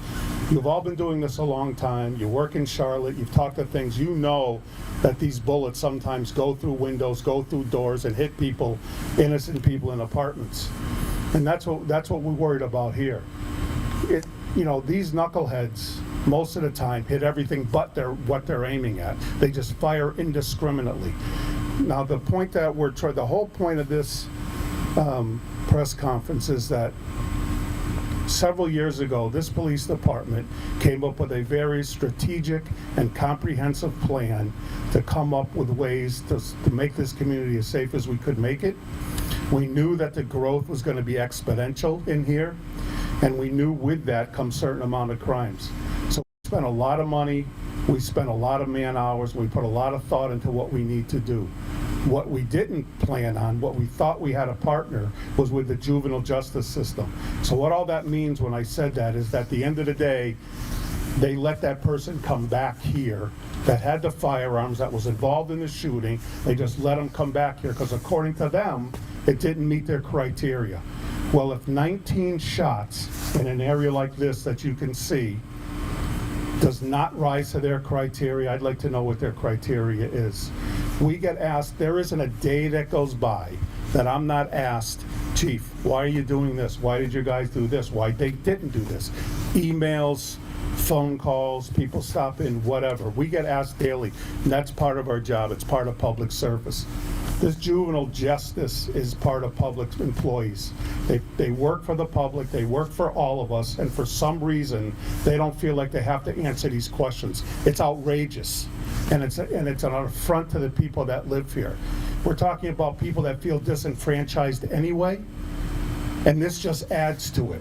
What they come to me for answers, what am I supposed to tell them? We've done everything we can and let these kids go back in. It's outrageous, and somebody needs to answer for it. I'm hoping that some of you will ask those questions to them, because we certainly don't get, that's all we get. We get, well, it doesn't meet our criteria, and they hang up on us. That's the end of the conversation. Like I said, it's outrageous. I'll take your questions. Did you apprehend the suspect? Yeah, we had him in custody, and that's because he's a juvenile. We brought him back to the station, and then as part of our duties, we have to, notify juvenile justice. It's almost like, it'd be like a magistrate. We call a magistrate to set bail, right? And they determine, and that's what they told us. Well, it's not in our criteria, so we're not going to hold them. Like I said, I don't know what their criteria is, but 19 shots, people firing back and forth, 3 stolen guns. And not only that, let me just address something else. We call stuff gangs sometimes, and people get all offended. So let me tell you what else happened. Why this was going on, a known gang member did show up with his mother in a car with a gun and told our officers, well, I showed up here because my boys said they were in a shootout, so I was coming to help them. So it's gang related. Somebody gets offended by it, they can call me later on. It was gang related. So, people have a right to live here and be safe in their homes, and we've done everything we can to try to do that. Like I said before, we can't do all parts of the criminal justice system, right? We expect to have partners in this. We don't have any partners right now. That's outrageous.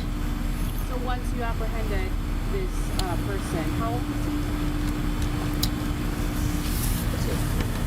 17. Okay. After you apprehended him and the justice system said it didn't meet their criteria, then did you have to release him again? Yeah, he came back here. Came right back to the apartment, went right back to the place where we took the 3 guns out of.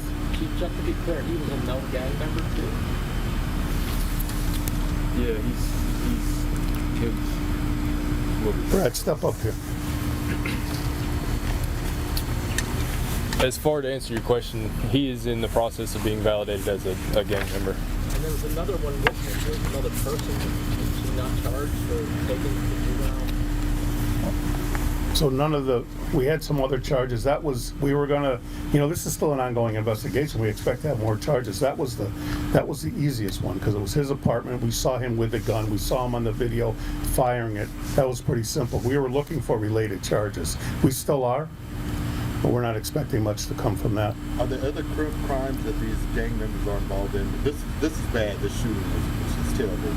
Are there other incidents that they're involved in outside of this? We believe so. Like I said, for the fact that one guy showed up with a gun because he heard his boys were in a shootout, so he was coming there to help them. And I can't tell you, hold on a second. Where was it coming? Where was the showcase? What gun? That's the showcase. that was related? So some of the shell casings that we recovered, some of them were involved in a Lee Street shooting that we had down to Lee Street Park not too long ago. We believe some others were connected with Charlotte. We're still trying to make those connections with the shell casings we recovered. So, yeah, these guns are finding their way all over the place. Yes, sir. Chance your department to provide some pictures of the shell casings, the gun that you see, some of that stuff, so we can use that for our coverage. Sure, we can get that. We can, right, Jamie? We can get that to you. I'm going to let Will Avens come up here and speak because he represents this community and he's as outraged as I am, I believe. Go ahead, Dan. Based on your experience as a chief in another part of the country, does it seem like this area is not up to the standards of other parts of the country with juveniles? Well, listen, what I can say is this, there's always a thing with juvenile justice, right? And it's usually the crimes, right? It's usually the sentences that go with it. It's usually what I've been used to most of the time is, they don't get sentences. I've used the analogy, it's kind of like going through life with Monopoly money, right? It really doesn't mean anything. That was really sort of the complaints that I've had over the years. It's just the sentencing. But I've never seen it where they just release these people, especially something like this. Like I've said, I don't want to keep repeating myself, but if firing in this place, and they were down farther down, if you want to, it's up to you if you want to ride down there later, but it's sort of close down there, and you have 19 shots, and they're just. All right, so we want to move from that press conference again. Just PS, you'll have more later this evening on that press conference from Mooresville Police. But we want to take you here to the White House. This is Caroline Leavitt, press secretary for the White House. Let's take a listen in. 9 o'clock Eastern. I know you guys will all be tuning in. It's going to be a really good speech. I was just in the Oval Office with the president discussing it. He's going to talk a lot about the accomplishments over the past 11 months. All that he's done to bring our country back to greatness and all he continues to plan to do to continue delivering for the American people over the next 3 years. As for the Vanity Fair article, Michael, I'll take your question directly. This is, unfortunately, another example of disingenuous reporting, where you have a reporter who took the Chief of Staff's words wildly out of context, did not include the context those conversations were had within. And then further, I think the most egregious part of this article was the bias of omission that was clearly present. And we see a lot of this when dealing with the media every day. You will leave out important context, leave out comments and facts. Many people in this building spoke with that reporter, and those comments were never included in the story, probably because it didn't push this false narrative of chaos and confusion that the reporter was clearly trying to push. So what I'll say about our Chief of Staff, as you've seen from not just myself, but also the entire cabinet, and a groundswell of support from people on Capitol Hill who don't even work in this building, about how incredible Susie Wiles has been to President Trump. And he's been able to accomplish so much because of his leadership and his tenacity, but also because of Chief of Staff Wiles' leadership and her ability to effectuate his agenda. So thank you. Policy changes. Thank you. All right, so that was Caroline Leavitt, press secretary for the White House, answering questions after that Vanity Fair article on the Trump administration. Susan Wiles, Chief of Staff, was also interviewed for that article. All right, let's take a quick break. We'll be back here in just 2 minutes here on Live Impact News on WCNC Plus.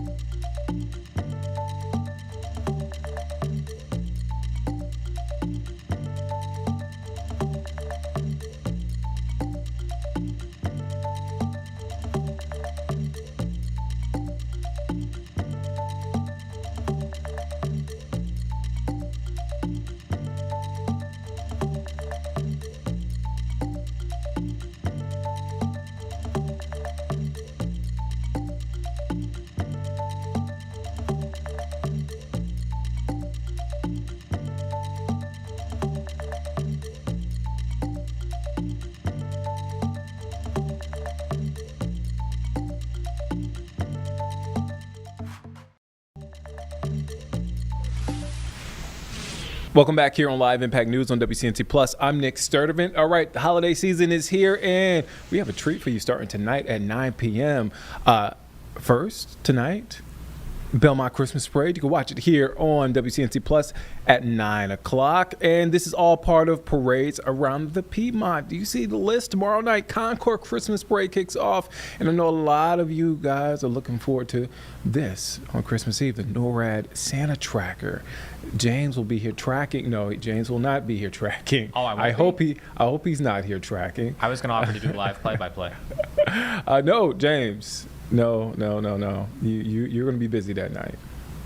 That's true.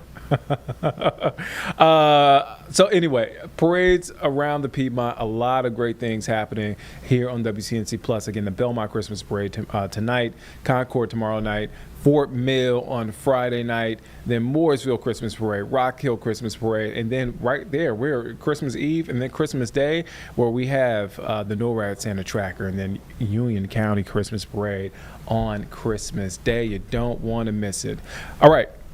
We want to go now to Capitol Hill, where we heard from GOP leaders. Let's take a listen in case you missed it. Good afternoon, everyone.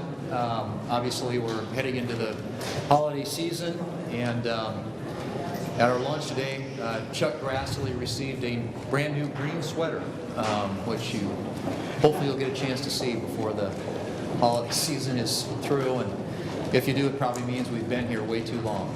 But anyway, we are, as you all know, wrapping up what I think has been an incredibly historic and consequential legislative session. And if you look at just in terms, we talked a lot about the number of votes cast, which is historic, largest number going back to 1976, and then also just the number of days we've been in. All those things add up.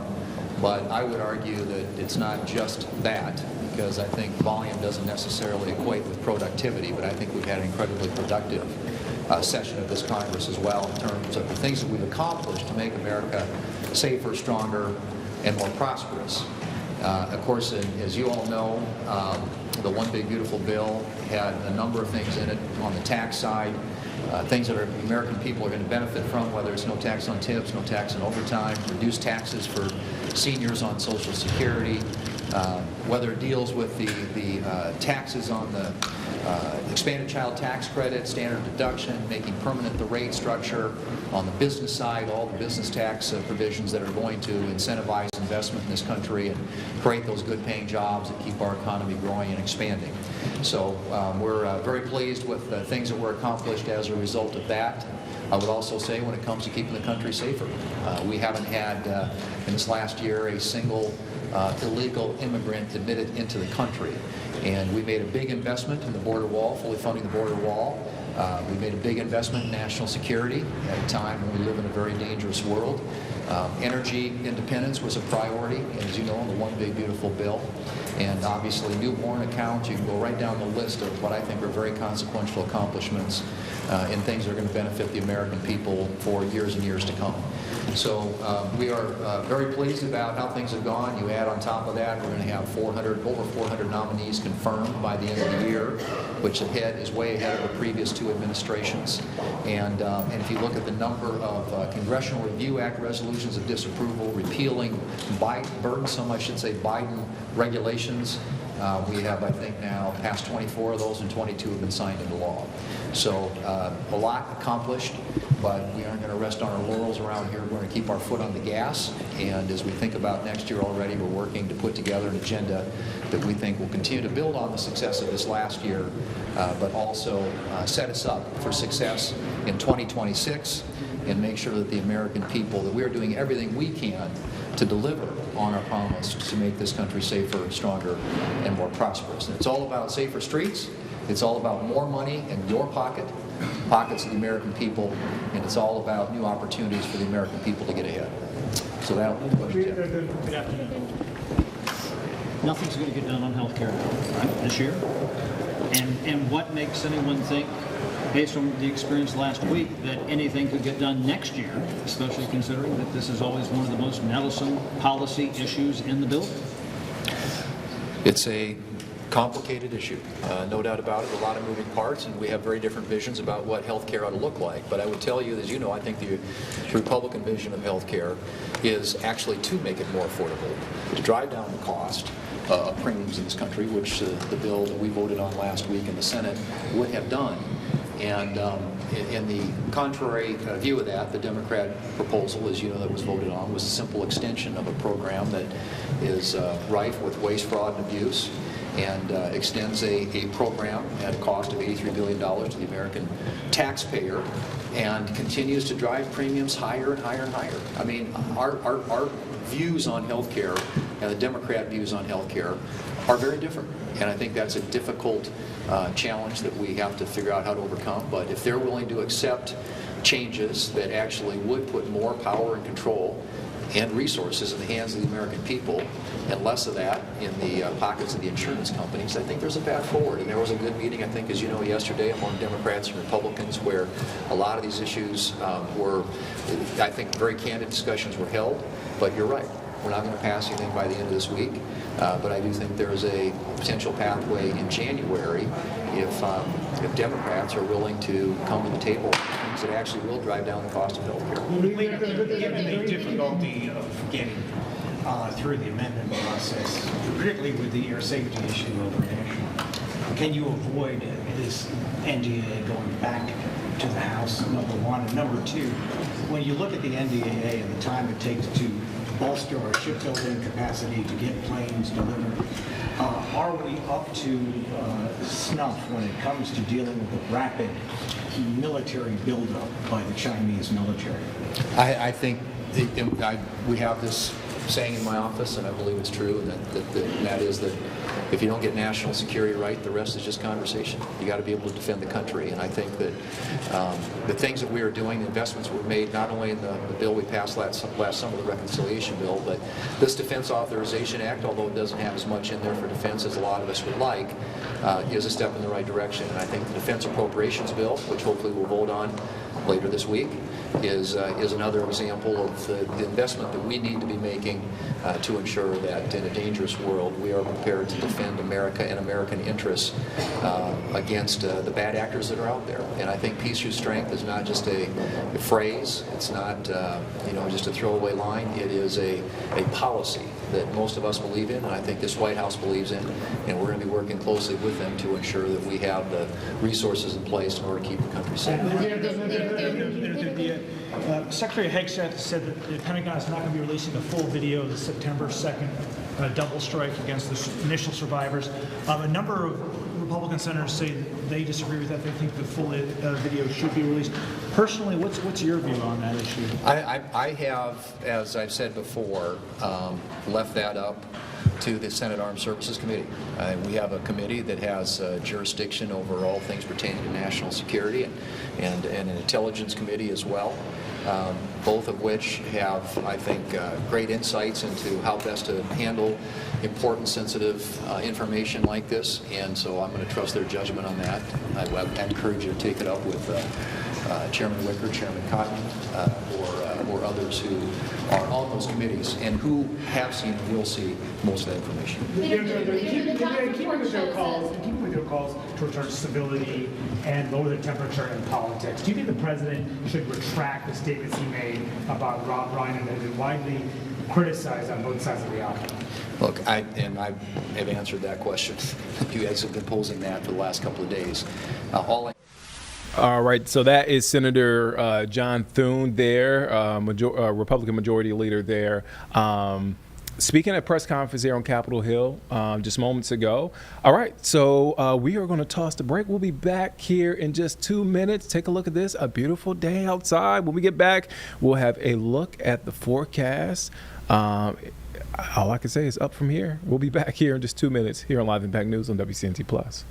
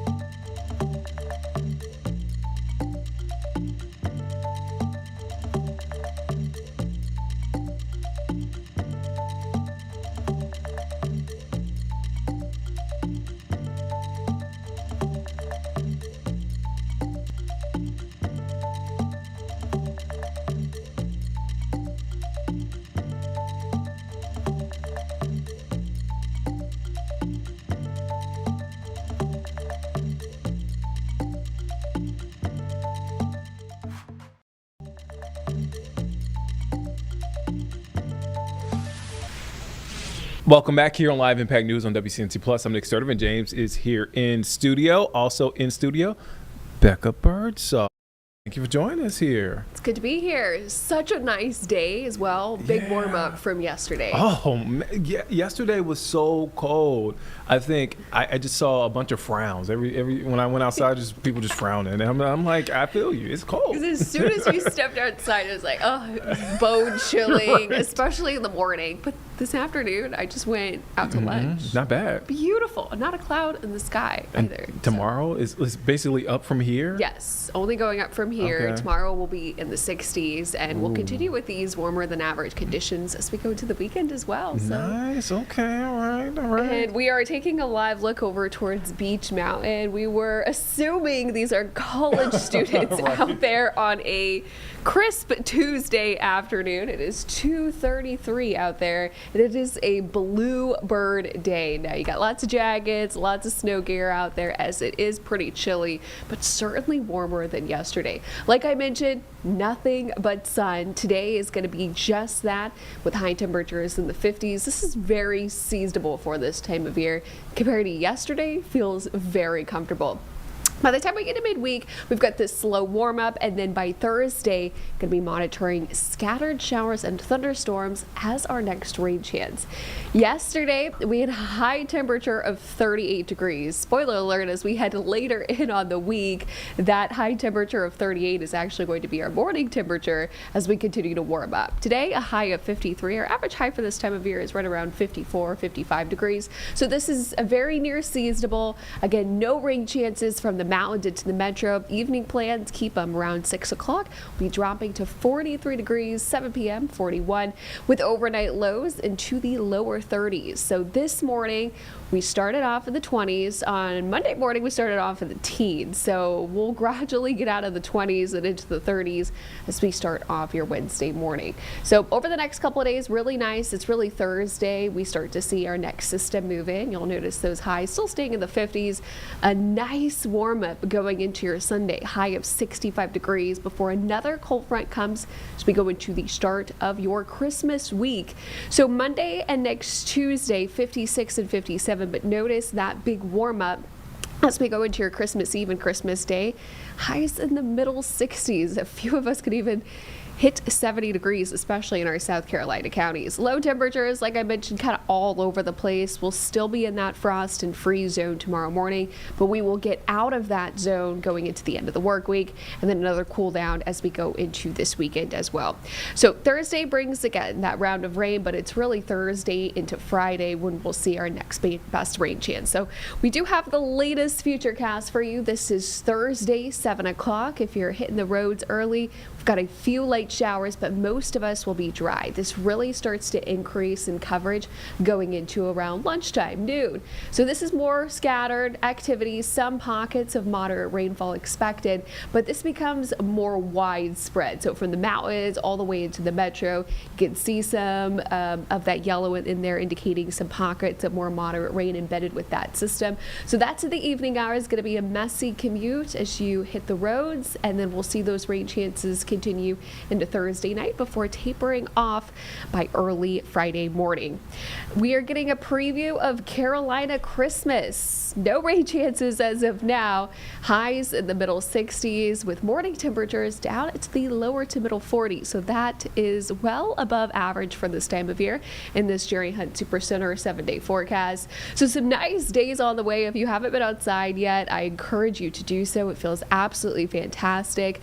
We've got warmer weather in store for Wednesday, so any outdoor activities, keep them. Thursday is the one day that's going to be wet. Again, starting off with slow rain or low rain chances as we go into the morning, but really ramping up towards those afternoon and evening hours. By the time we get into early Friday, we'll dry off, sunshine back into the forecast, and a split weekend. Saturday, a lot going on, a high of 56, and then by Sunday, about 10 degrees warmer than that, middle 60s, and we've got nothing but warmer weather as we go into Christmas week. I have a flight on Thursday. I have a flight on Wednesday. Oh, well, so I get out just in time. Yeah, James, if you would have known the forecast. I mean, a rumble of thunder possible. When did you book the flight, James? 4:40. Okay.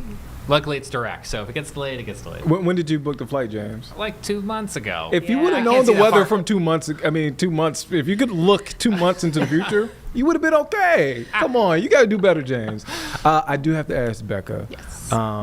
So Sunday, the Panthers are at home. It's going to be a beautiful day. Yep. Now that your Cowboys are out of playoff contention, Okay. are you? This is not. Ouch. I'm not. I'm not. Okay. Not throwing any jabs. Some of the you best are. people. So I have some friends. I have people, some good people in my life that are, including Becca. Becca's a really nice person. Cowboys fans. I'm not getting on Cowboys fans. Yeah, okay. I'm just saying now that they're out of playoff contention, the Panthers have a chance to make the playoffs for the first time in like 7-8 years. Yeah. Are you hopping on the bandwagon?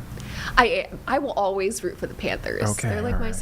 second best team. Okay. And, you know, I think everybody wants to see them win Okay. at this point. Okay. So we're all pulling for them, and the weather's going to be absolutely perfect. So that stadium should be packed.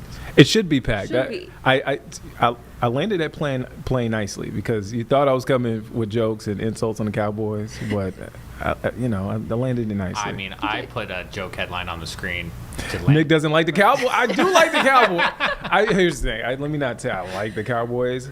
I tolerate the Cowboys. That's the new header. That seems Nick worse. tolerates the Cowboys. I tolerate the Cowboys. I have no beef with the Cowboys. I think the NFL is better when the Cowboys are good. I agree. And you're wearing a Cowboys blue. I mean, right well, now. I'm technically wearing a station, WCNC Charlotte, blue-ish. Navy, Cowboys navy blue. So it looks good on you. You know what? Let me get out before I get myself in trouble. I tolerate the I endorse the super right there, this lower third. Nick right. tolerates the Cowboys. Becca, thank you. Of course. All right, let's take a quick break. We'll be back here in just 2 minutes here on Live Impact News on WCNC Plus.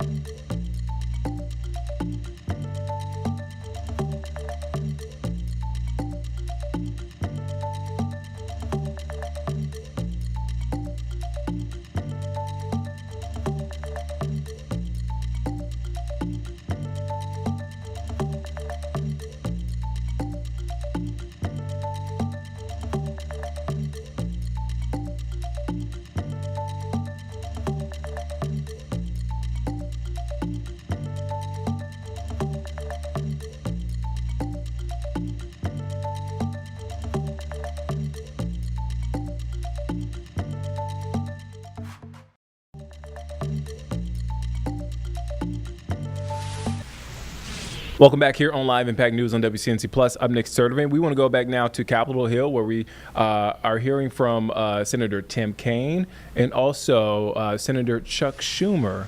Let's take a listen in. Every senator to Hegseth's face that he let every senator see the unedited video of what happened on September 2nd. I've seen it. It turns your stomach. It is awful, and people should see it.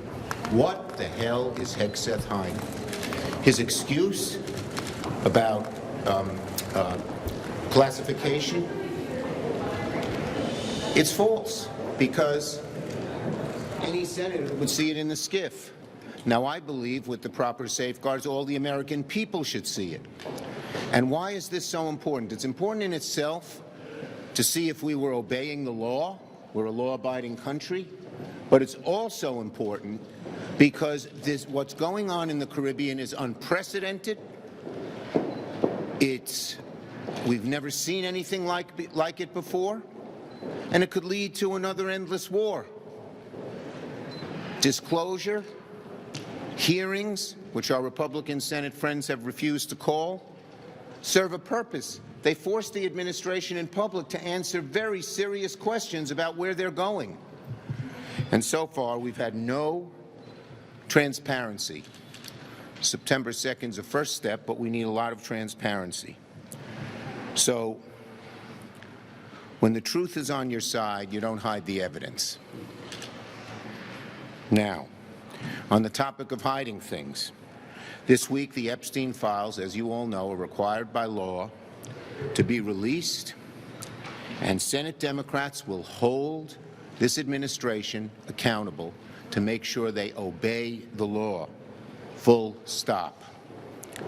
We fully expect Pam Bondi and Donald Trump to dodge, duck, delay, partially release the files. If they release some documents and hide others, the American people will see right through it. Public pressure is extremely important here. Public pressure and the great work of those victims of Epstein basically forced many who didn't want to support this legislation, we did want to support it from the beginning, to vote for it. And so there was only one negative vote in the House and none in the Senate. And if they try to hide, duck, conceal, public pressure will force them to come clean. So the bottom line is we have a group of 17 members. We've divided ourselves up in task forces. We're working with the victims, the Epstein victims, their lawyers, other lawyers,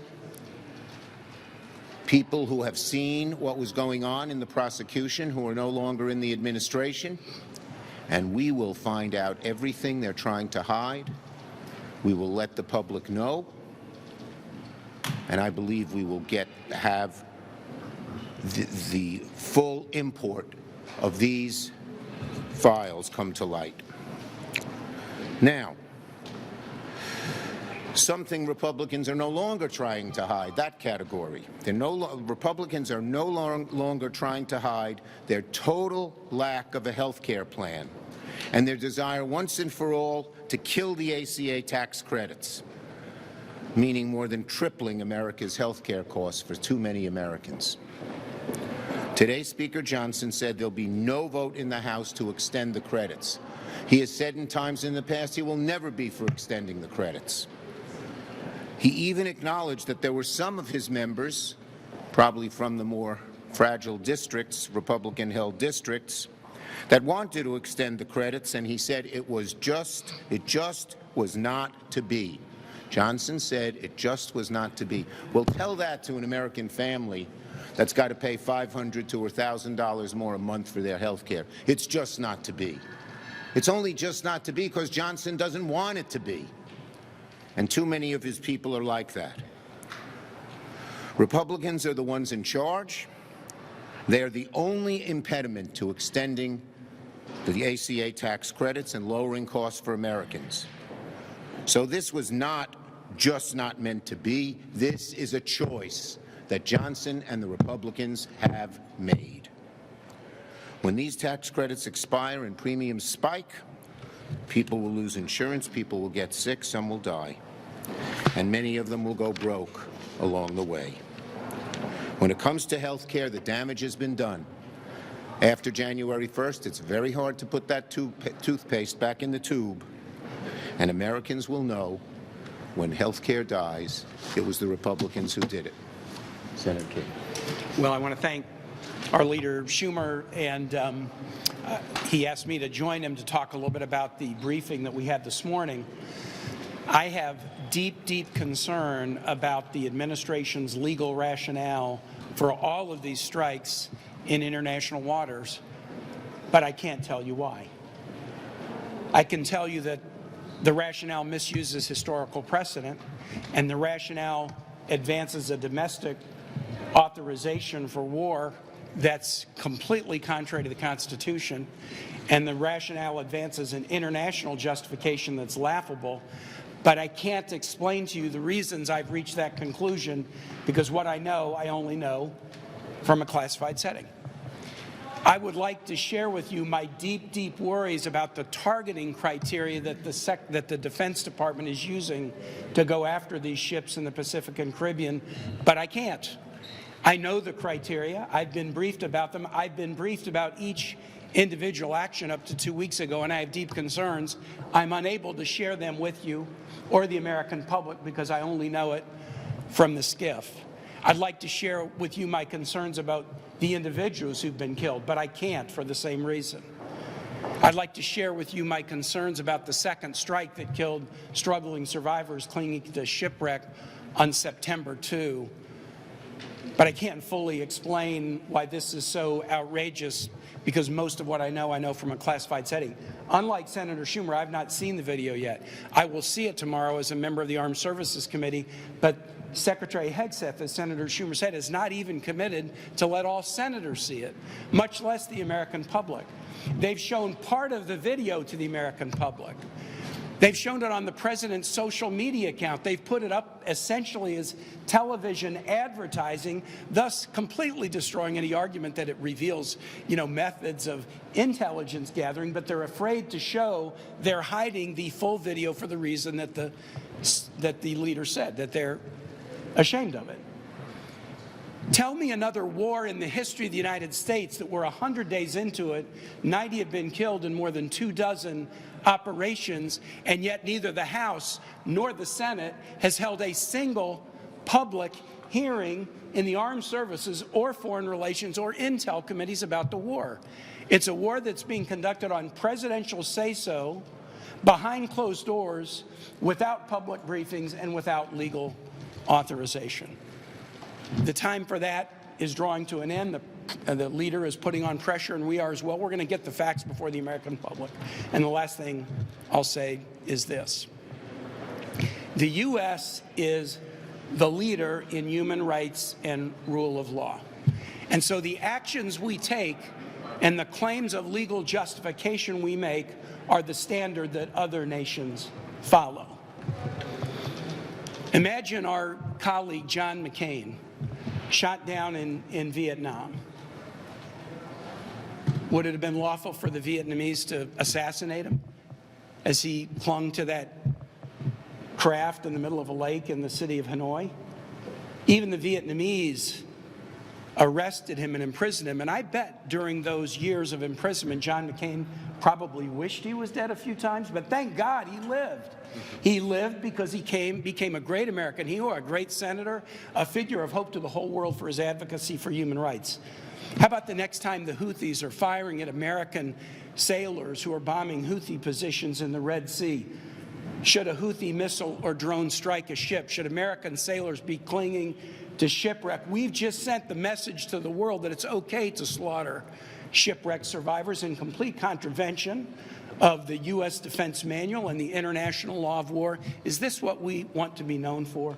Giving a green light to overturning decades of human rights precedent, decades of laws of war precedent? That's what this administration is now pushing America to be known for. All right, so that's a press conference happening right now with that was Senator Tim Kaine from Virginia and Senator Chuck Schumer weighing in on the boat strikes there in Venezuela. All right, let's take a quick break, and we'll be back here in just 2 minutes here on Live Impact News on WCNC Plus.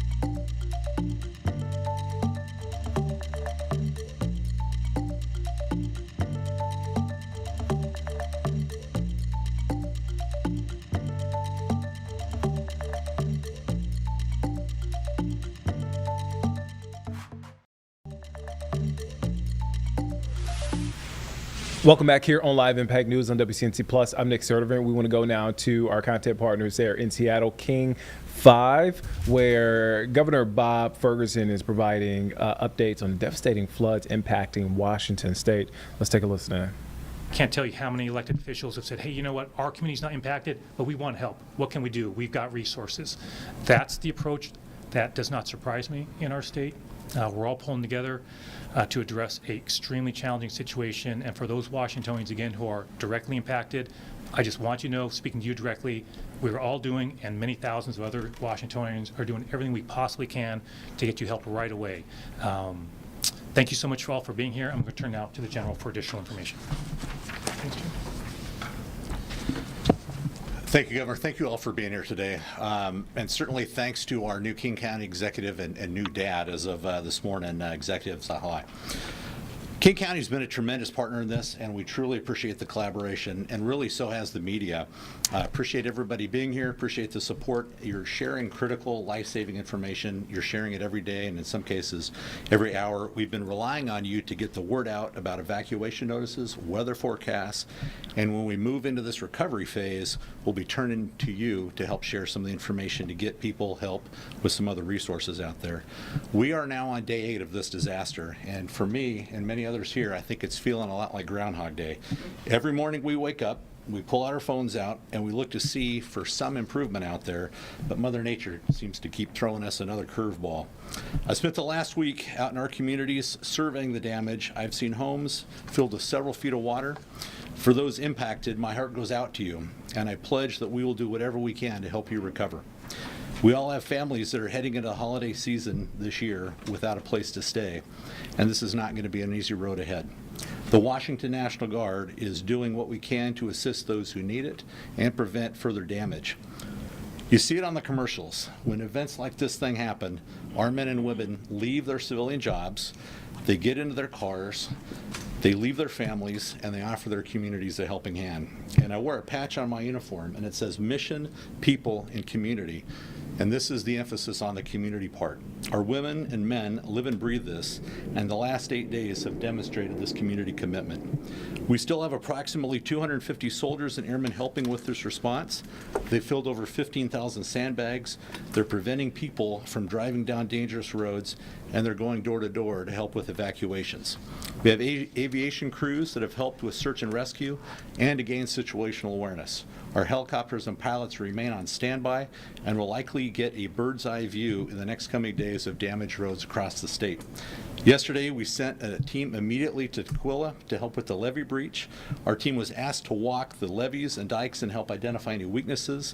And early just this morning, we moved people and 8 vehicles closer to the town of Pacific to help emergency crews responding to the levee breach there. We will keep these men and women prepared to go at a moment's notice, and if necessary, quickly add to our numbers. We have more folks that can roll out the door if they're necessary. With that, I want to remind you that the National Guard does not self-deploy, and that's for good reason. We go where we're asked, either by the governor or local jurisdictions. So if you wonder why the National Guard is in one place or another, it's because someone has asked us to be there. So let me stress this. We are helping here for this flood response, and we're helping with our local partners. Any suggestion to the contrary just isn't true. I want to give a shout out to our federal partners who are here that have been a tremendous help. The emergency declaration approved by the President last week unlocked a lot of direct resources, people and equipment, and we're putting them to work now. That was incredibly evident this morning when we learned about the situation at Pacific about 2 o'clock this morning.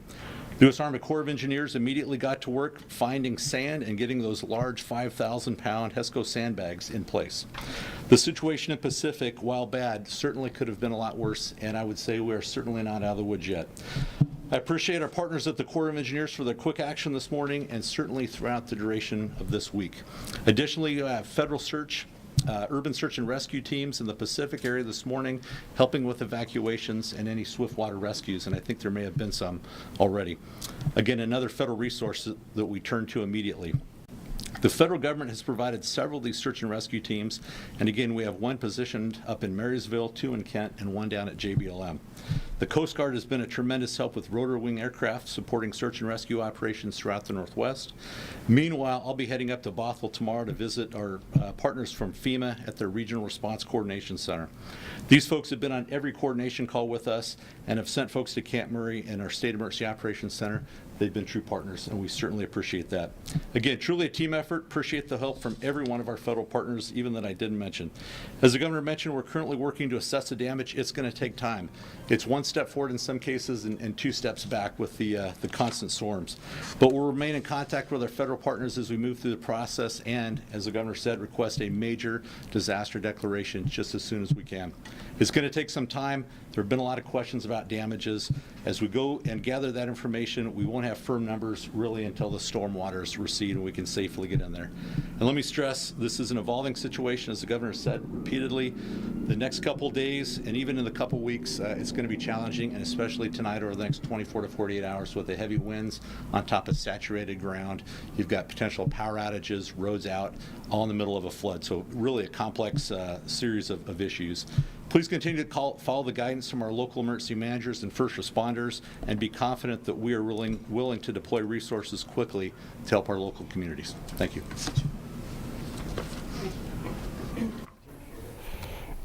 If you're just joining us right now, here at noon on King 5, we have been listening in to a news conference hosted in King County in downtown Seattle. You just heard from the governor and also a general. Let's listen in as we get some more details on the recovery response. When the flooding began on December 9th, and I want to thank all the crews we have out there doing the work to open the roads and keep people moving.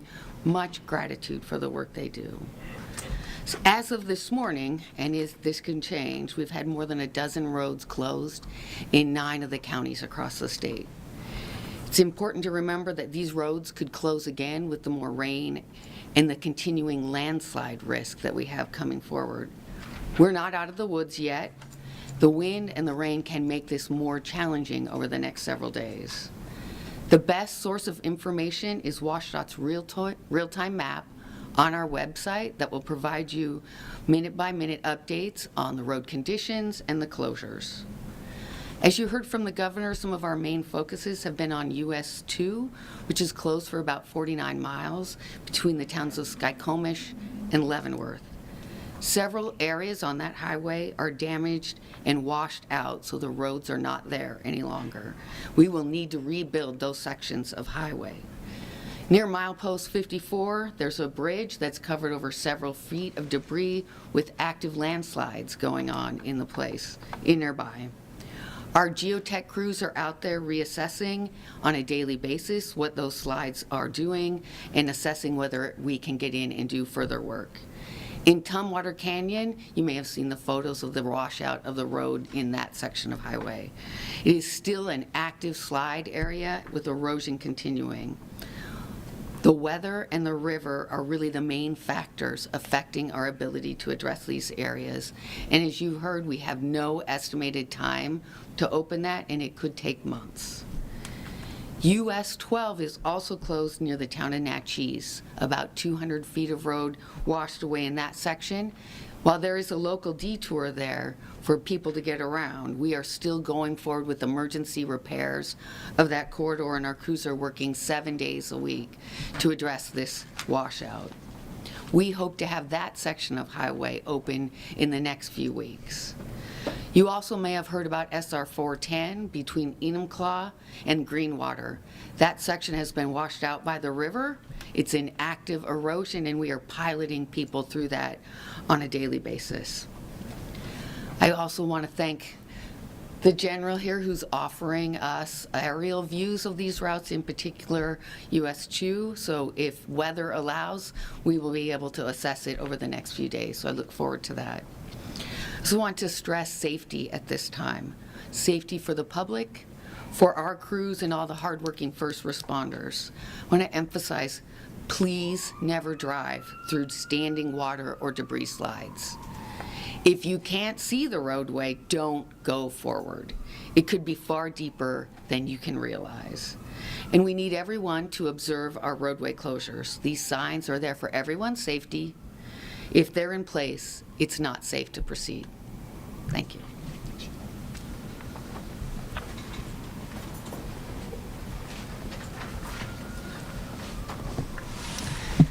Hi, Julie Kay here in the Live Impact studio, hopping in for Nick for the next hour before our 4 p.m. newscast. We're going to take a quick break, and we're going to be back in about 2 minutes.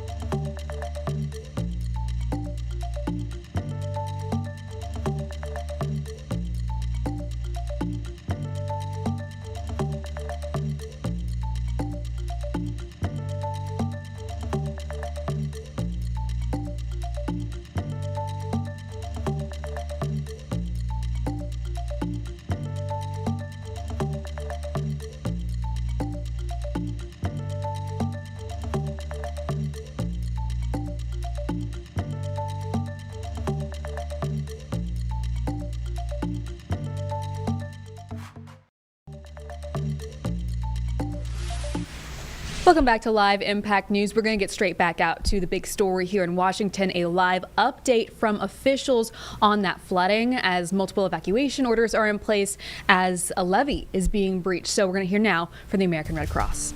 And this disaster area spans a total of 123,000 miles in the state of Washington, and that coordination takes a lot of effort and is a large area to manage. We really appreciate our partners that are at the table and everybody standing behind here to be at the table and to be able to present today, and we greatly appreciate the support. Thank you very much for having us here. Well, good afternoon, everybody. I'm Ryan Mello, the Pierce County Executive. I'm the final planned speaker before Governor Ferguson leads us in taking any of your questions. Governor, I want to thank you for being so engaged statewide and at the local level. I think I've talked to you more than I've talked to my partner in the past 4 days. Sorry. No, he might like it. But Governor, thank you for leaning in. Thank you for all the coordination from the team. It's so appreciated. We feel very supported in local government with our first responders and emergency management providers. As the governor mentioned, he came down to Pierce County to see firsthand some of the crisis in Pierce County. It's certainly different all across the region and the state. In Pierce County, as an example, the governor and I got to see firsthand. In particular, we have 3 mobile home parks that we're most concerned about. 3 mobile home parks, about 150 individuals housed in these RV parks who have really seriously compromised housing conditions as a result of the flooding. So like Executive Zahalai, we too are making local resources available until we can unlock state and federal resources. We're helping these folks who are most vulnerable. In my community in Pierce County, it's these 150 residents who live in these RV mobiles that we're most concerned about. And so we're providing them shelter and food with local resources until we can unlock much needed federal resources. First responders in Pierce County, like a lot of communities, are literally going door to door to be able to move people out of harm's way, and human services providers are helping to move people to shelter and other services. And we are so very grateful to our first responders who are working day and night and our emergency managers. The last thing I want to mention before I turn it back over to the governor is another example of significant regional coordination and how local government partners from throughout the region are banding together to support each other. Pierce County is the operator and administrator of what's called Washington State Task Force 1. Washington State Task Force 1 is a FEMA urban search and rescue unit that is, again, operated and administered by Pierce County. My team worked overnight along with the governor's team and the military department to get the necessary agreements together to deploy Washington Task Force 1 to our communities in Skagit County earlier today. So it's my understanding that they left shortly before we convened this press conference. These are professionals in urban search and rescue, technical assistance, medical assistance, and logistics, and they'll be there as long as needed to protect life and property. Governor, thank you again. So thanks everybody again who's joined us today, and we're happy. We have lots of folks who can help answer detailed questions as well if you have, whether it's the weather or anything else, and we're happy to take any questions. Yeah. Governor, you just talked about the infrastructure weakened as a result of this, and obviously there's a complicated series of levies and dikes county by county. Yes. The question is, who's responsible on a county-by-county basis for inspecting them in advance to prevent them from a failure? Yeah, so it'll be, I'll let others maybe speak to that. So the question goes to, for those who are watching, I mean, I've heard levy system, a lot of stress in that system, kind of who's responsible for checking that? And you mean, Sir Chris, in real time right now, but also long-term when the floodwaters? Long-term or in advance of a weather system, like a lot of people do. Well, so we have folks out there in real time checking those out. I'll let experts speak to it, but I just want to say at a high level when it comes to that system is, and I think I mentioned this earlier, you know, I'm deeply thankful that we made as a region, as a state, investments in that infrastructure. I was on the King County Council when that flood control district was created, for example. You know, I'm thankful that investments were made, and this is all across the state. That said, one thing I'm hearing over and over from the experts, who will probably speak in a moment, is there's tremendous stress on that infrastructure. As well as it's held up, all things considered, that stress is there. There's active monitoring going on. One thing I've also had communication with is when the floodwaters eventually recede, we don't know what we're going to find in terms of damage to the infrastructure that's going to need additional reinvestment to make sure it's secure for the next go-round and the next major event. But I'll turn to others who maybe will speak more precisely, kind of who precisely is there. Robert? And maybe you might introduce yourself. That'd be great. Yeah. Robert Ezell, Director of Emergency Management for the state. And really the management of the levees and dikes is a shared responsibility. Some are federally managed by the Army Corps. Some are managed by local levee and diking districts. And so ultimately it's a network of systems with multiple jurisdictions managing them. Do you know what the inspection records were on some of these levees, or when they were last inspected by these people who are responsible? I would have to get back to you on that one, and we can research it and get you a detailed answer to that question. And just a quick follow-up, and it could be for the group, there was some reporting overnight about 2 dams that may have cracks in them. What's the status of those dams? What have you seen with other dams in Washington State? We've had a couple of dams that we've been watching, one out in Grays Harbor County, and then we are always keeping track of the ones in East Pierce and King County. And so we've seen some areas of concerns. The experts, the Army Corps, and others are watching those to make sure that they're not presenting a danger to the public. Can you elaborate on what those concerns are? Again, it's fill levels and a degree of security and whether the dams are able to withstand the strain. And again, I would have to get back to you on specific things that they're looking at on a dam-by-dam basis. Is there anything for anybody to be concerned about with those dams right now? Right now, we have not had anything that concerned to us that presents a danger to the public. Probably apologize for that, but you know, to that point, I'm going to come back to this again. Folks need to be vigilant. Right?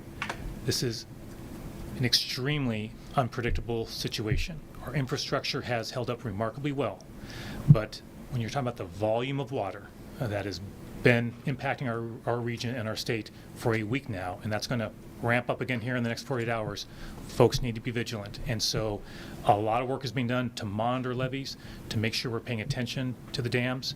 But that's why I'm repeating, we are still in the middle of this. We're not at the end. That's not where we're at. This is a very active situation, very volatile situation. That's why I want people to be very vigilant. And we, of course, work hard to make sure we get information out as quickly as we can. Yes?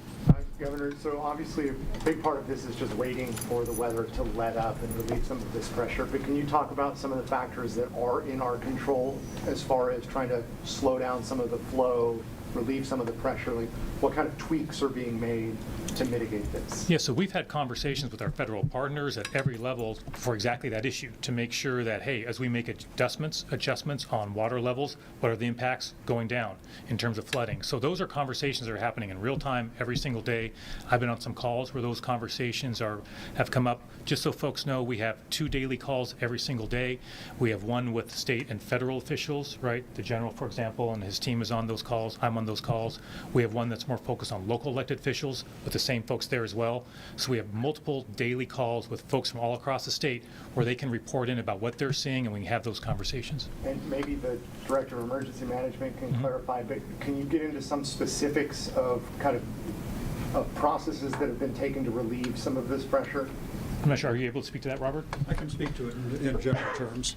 Yeah, and the dam owners and operators are constantly managing the water levels in the dams, and if they do need to release water to reduce pressure on the dams, there's a whole coordination process that takes place between the owners and operators and then the communities downstream to let them know what's happening. But again, those dams are being very dynamically managed to make sure that they are not exceeding the capacity or the safe water levels within the dams. Can you give us any examples of where that's happened? It's happened upstream of the Nisqually. I think it's been happening on the Cowlitz and any number of other rivers. Yes. Anna Edgerton with Bloomberg. I realize this is probably a preliminary question, but do you have any estimate or guidance on the economic impact to the state of Washington, both like direct impacts and economic consequence later on? So the question is economic impacts to the state. No. Look, a lot of our state's underwater as we speak. Highway 2, we don't even have a full, by any stretch of the imagination, do we have anywhere near, I hope I'm not speaking out of turn, Julie, a full assessment of the damage of that one critical highway. So again, I want to underscore, this is a major event. A lot of our state's underwater. We can't access certain parts of the state. So anything I say about that would be totally inappropriate and premature. What I will say is the impacts to our state from a financial standpoint, right, from an infrastructure standpoint, that will be profound. There's no way to sugarcoat that. That will be profound. I don't know what that dollar amount's going to be. We're not going to know that, I suspect, for quite a while. And also, we're appropriately focused on what's right in front of us, right? Everybody's pretty maxed out, and we're focused on what's right in front of us and preparing for that emergency relief that we need from the federal government.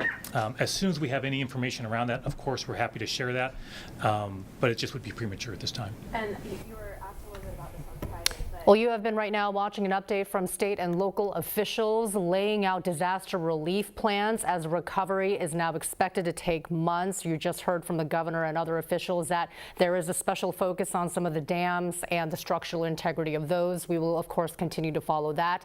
King County, we have also heard, is making an initial investment of $1.5 million in shelter assistance and debris removal. The governor really remarking that this is one of the most disastrous flooding situations in the state history. There have been at least 1,200 rescues as well, and the emphasis is that people should stay alert. Now, hundreds of people were forced to evacuate in the middle of the night after a levee on the White River failed in the city of Pacific. King 5's Natalie Swaby joins us now live from Pacific with the very latest situation there. Natalie.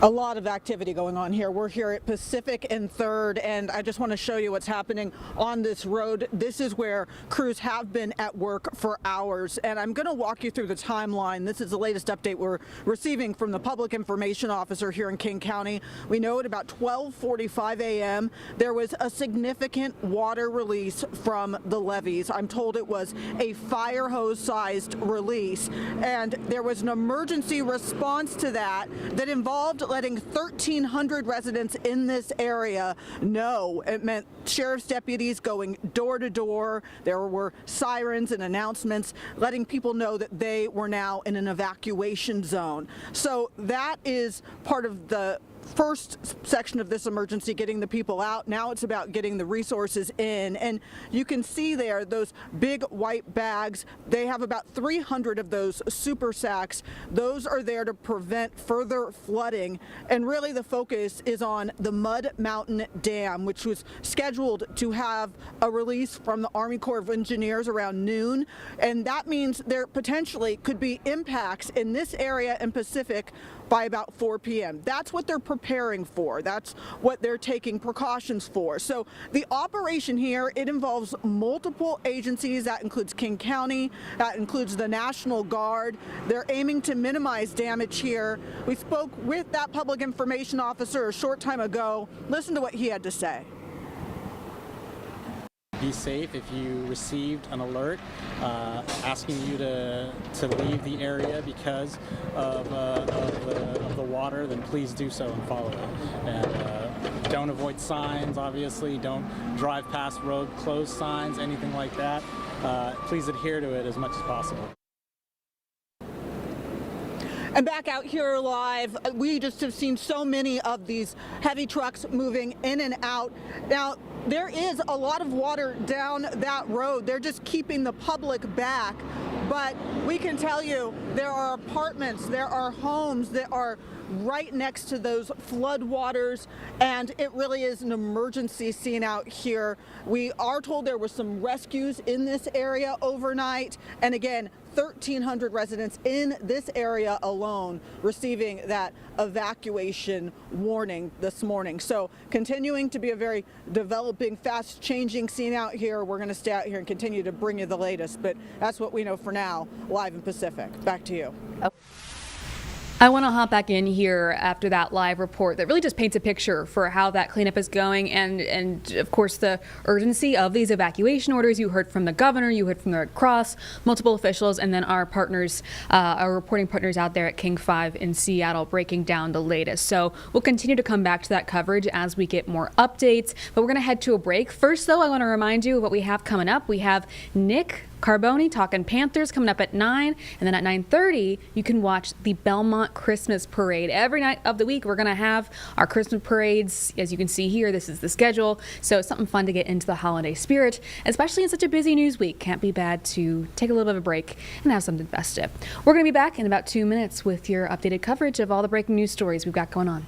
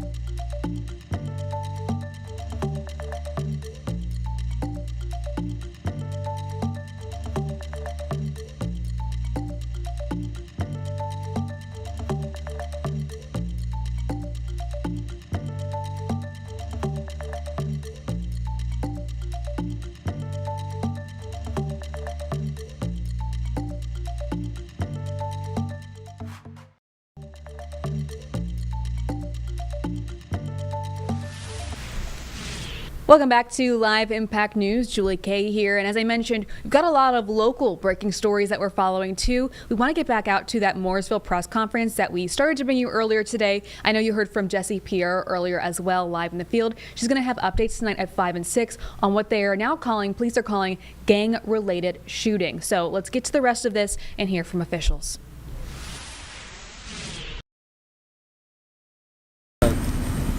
Is this an issue of multiple juvenile offenders not meeting the criteria of being released and reoffending, or just this one kid?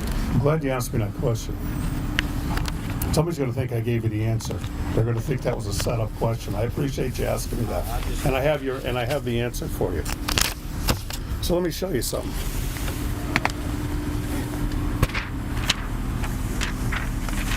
All this that you're seeing here,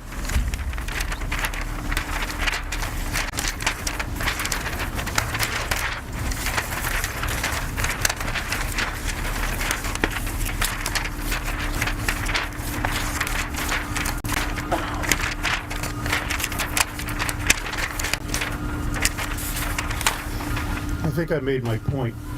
These are from 24 and 25 of people, of juveniles that we had. All of these had a violent crime proponent to them.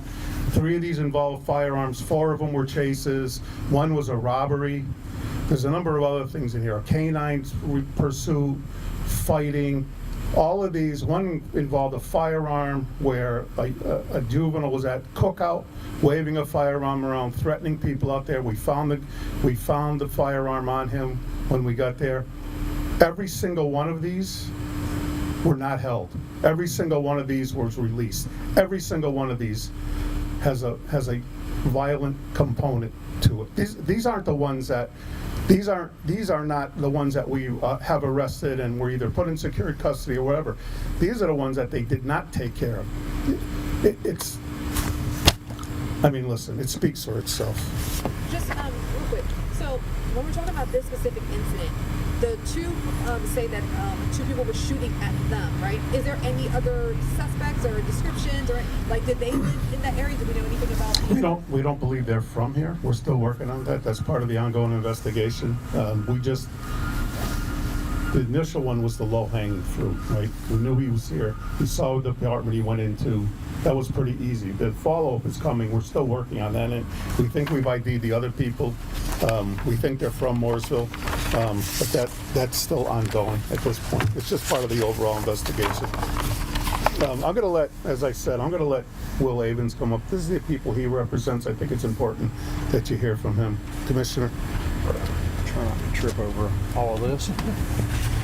So, as the commissioner of this ward, one of the things when I became commissioner, and actually before I became commissioner, Chief and I had conversations since we had the honor of him joining our police force and leading it, that we wanted to build a community where we had a world-class police department. Our citizens felt safer here than anywhere else in the world. And we've done that, and we have gone out and embraced the communities that historically had been underserved, overlooked, and this is one of those communities.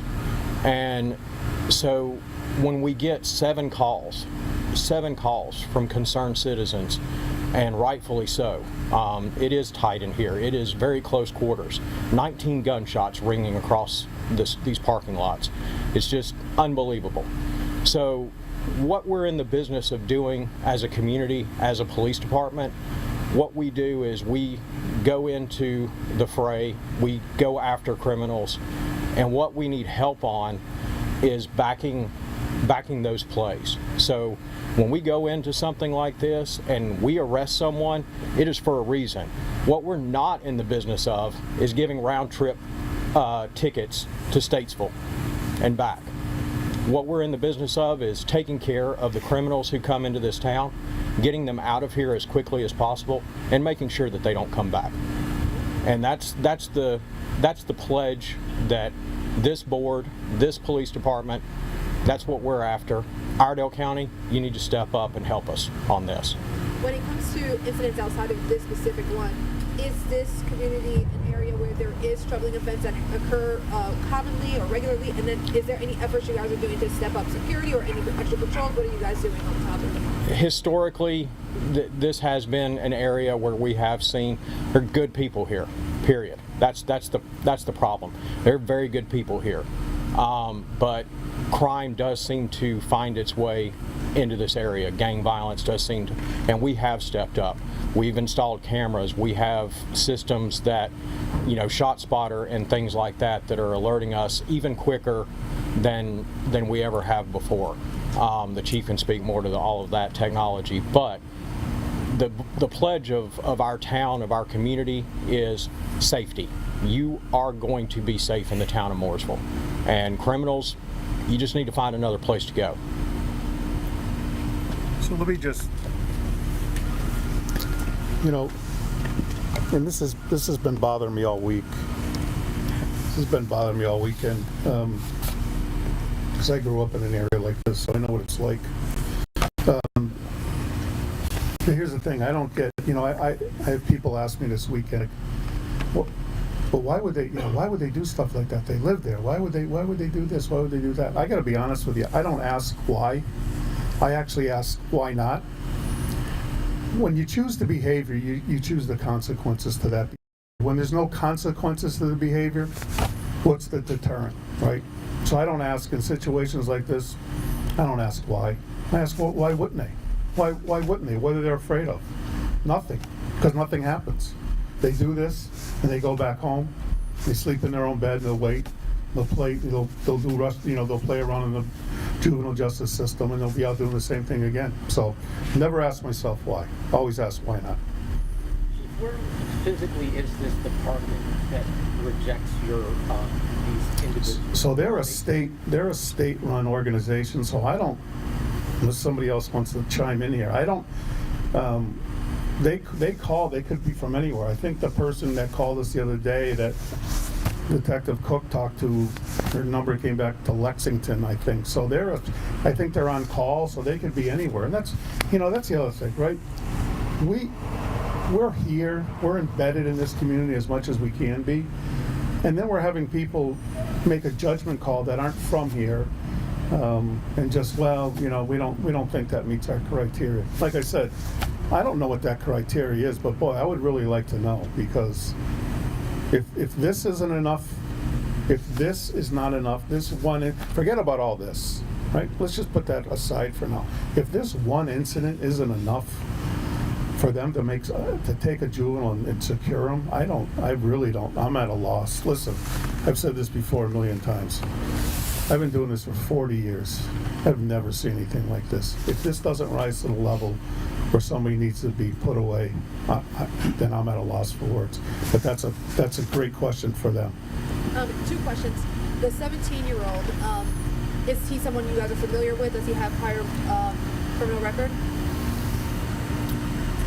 We are familiar with him, yes. But no record that you know of? We're familiar with them. We'll just leave it at that. Got it. And then you said he was with a second individual. Did that second person, was that a juvenile, and then did they face anything? Well, again, part of the ongoing investigation. Okay. Right? We took like I said, that was sort of the low-hanging fruit. That was simple. We saw him. We knew it was his apartment. It was easy to just to get him out, to get him out of here and get the guns out of here that night. The rest of the investigation is still ongoing. That was what needed to be done that night, which we thought was going to alleviate the problem. Obviously, it didn't.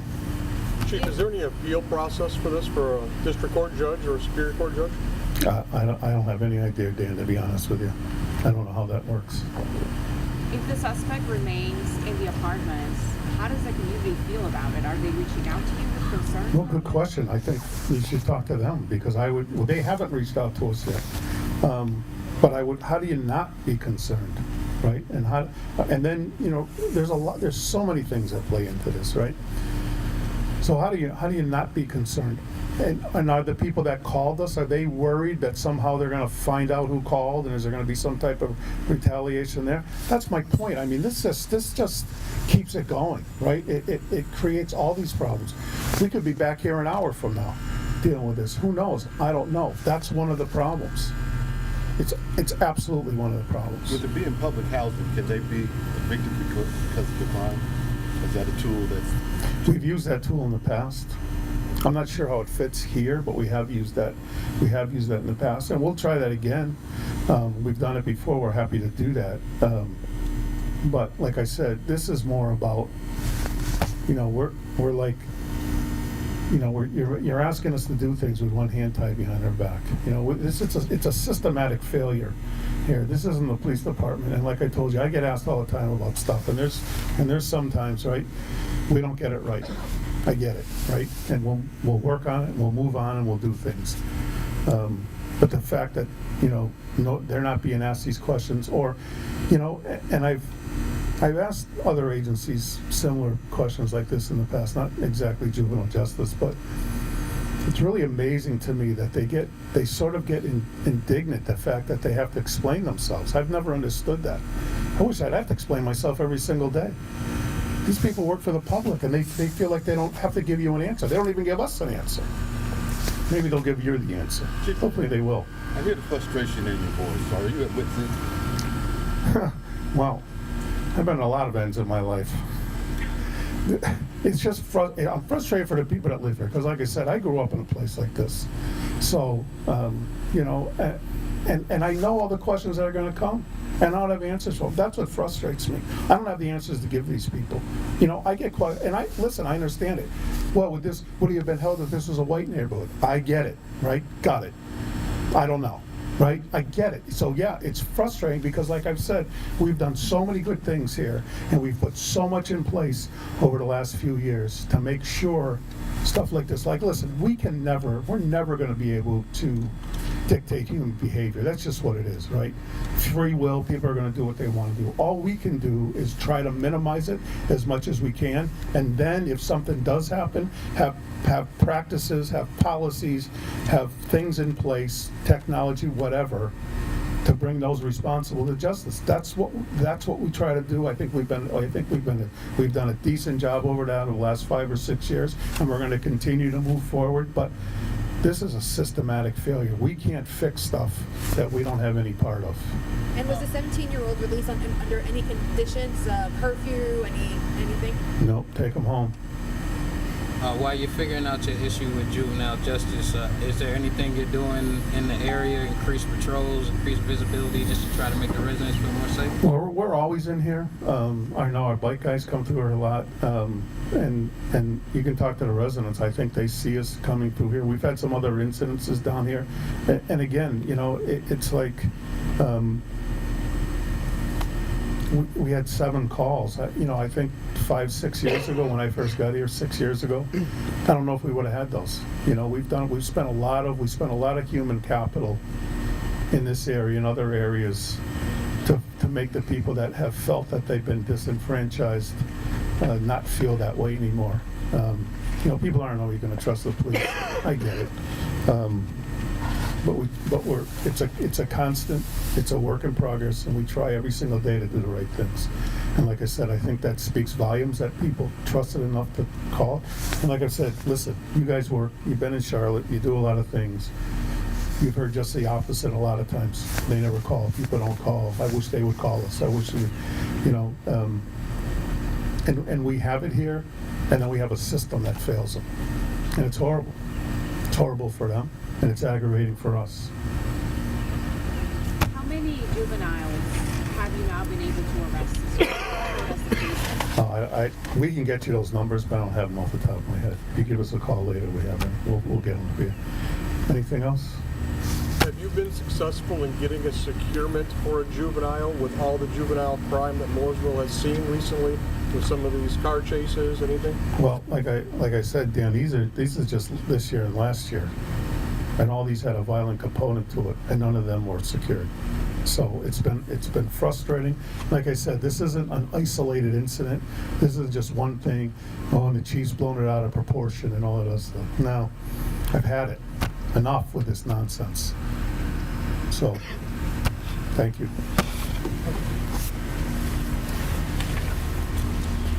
All right, that was that update from officials in Mooresville on what they're now calling a gang-related shooting. So we got some updates on who they're talking about here and the young ages involved. Our Jessie Pierre was there. You heard her asking questions, and she's going to be back on our newscast at 5 and 6 with that sound and from a reaction from people in the community on this whole situation, which I think is garnering a lot of attention, of course, just because of the sheer number of gunshots. We're going to take a quick break, but we'll be back in 2 minutes.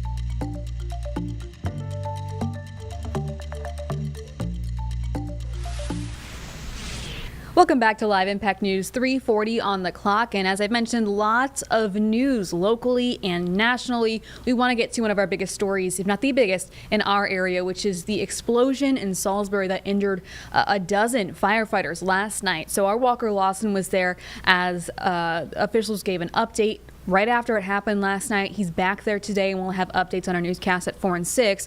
But while we wait for those updates from him and his reaction from the community, we're going to get back to that press conference from last night so you can see what officials had to say, and hopefully we'll get some more information today.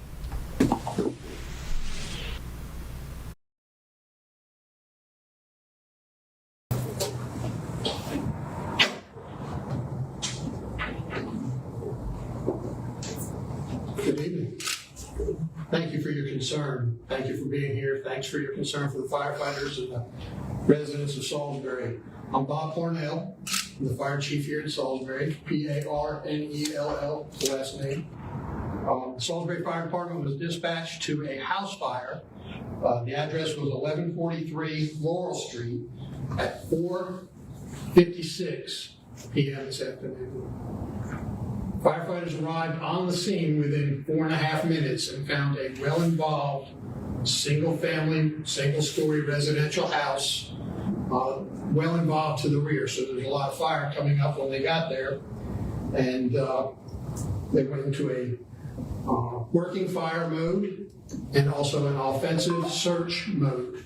That's where the firefighters go in to extinguish the fire, and their primary mission is get water on the fire and search for any occupants. While they were inside that fire, during this offensive attack, something exploded. An unknown source of explosion happened in the house. It was enough force that the outside walls blew out, the roof came up and went back down, and the firefighters inside had while they're heroically searching for the house, had received injuries typical of stuff falling on them, around them, and at them, right, being projected at them. We immediately went into Mayday mode. That is a planned, trained, exact procedure when something happens of this nature. They called Mayday. Firefighters rescued other firefighters. The rapid intervention team activated, pulled firefighters out. As a result of that explosion inside this house, 11 firefighters were transported to local hospitals, some to Rowan and some to Northeast Medical Center in Cabarrus County. 11 firefighters of Salisbury were transported and treated. One also from Spencer Fire Department who was on the scene assisting us. Glad to report, I'm elated to report that none of the injuries were life-threatening. Some firefighters are being treated for contusions, concussions, and smoke inhalation because while they were wearing their mask, the concussion blew the mask off their face. None of them are life-threatening. In fact, we just visited Rowan Regional Medical Center and visited with the firefighters there. They are all in good spirits. Some of them have already been released.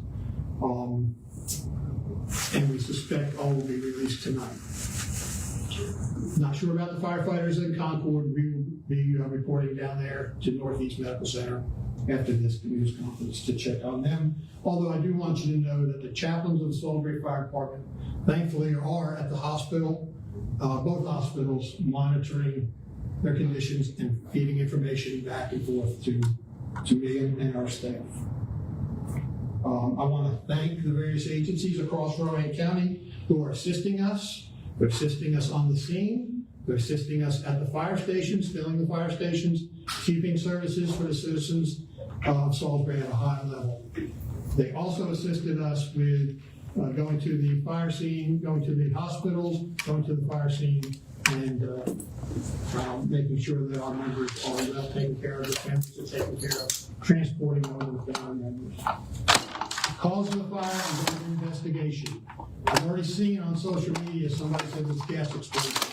That's not confirmed. It's not determined yet. There is a investigation by the Salisbury Police Department, Salisbury Fire Department, North Carolina Fire Marshal's Office, and other agencies, which is normal in this case. This is normal protocol. You have injuries.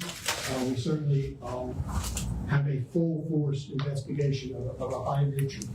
2 civilians were also transported. At this time, that's all I can tell you. I don't know the conditions, and if I knew, I couldn't tell you. So we do know that 2 were transported.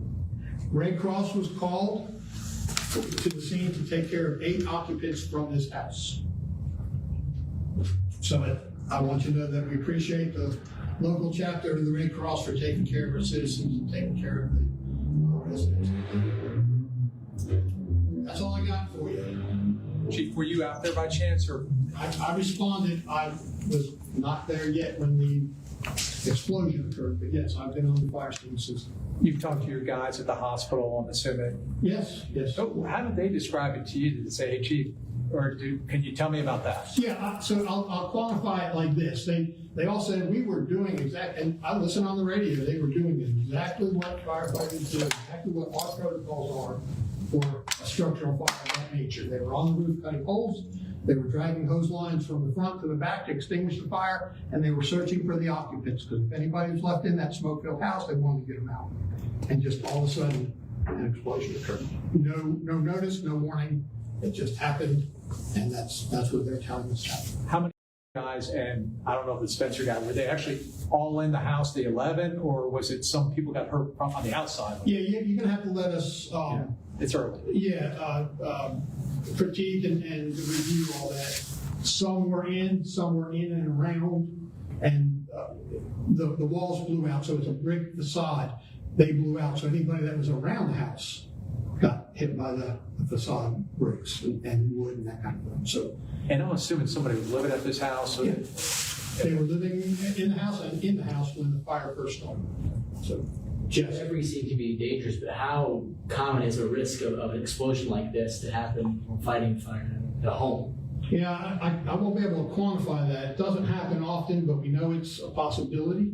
That's the right. You watch firefighters open up or break windows or open up or cut the roof. That's to let the pressure out, let the smoke out, let the heat out, and that's what they had done.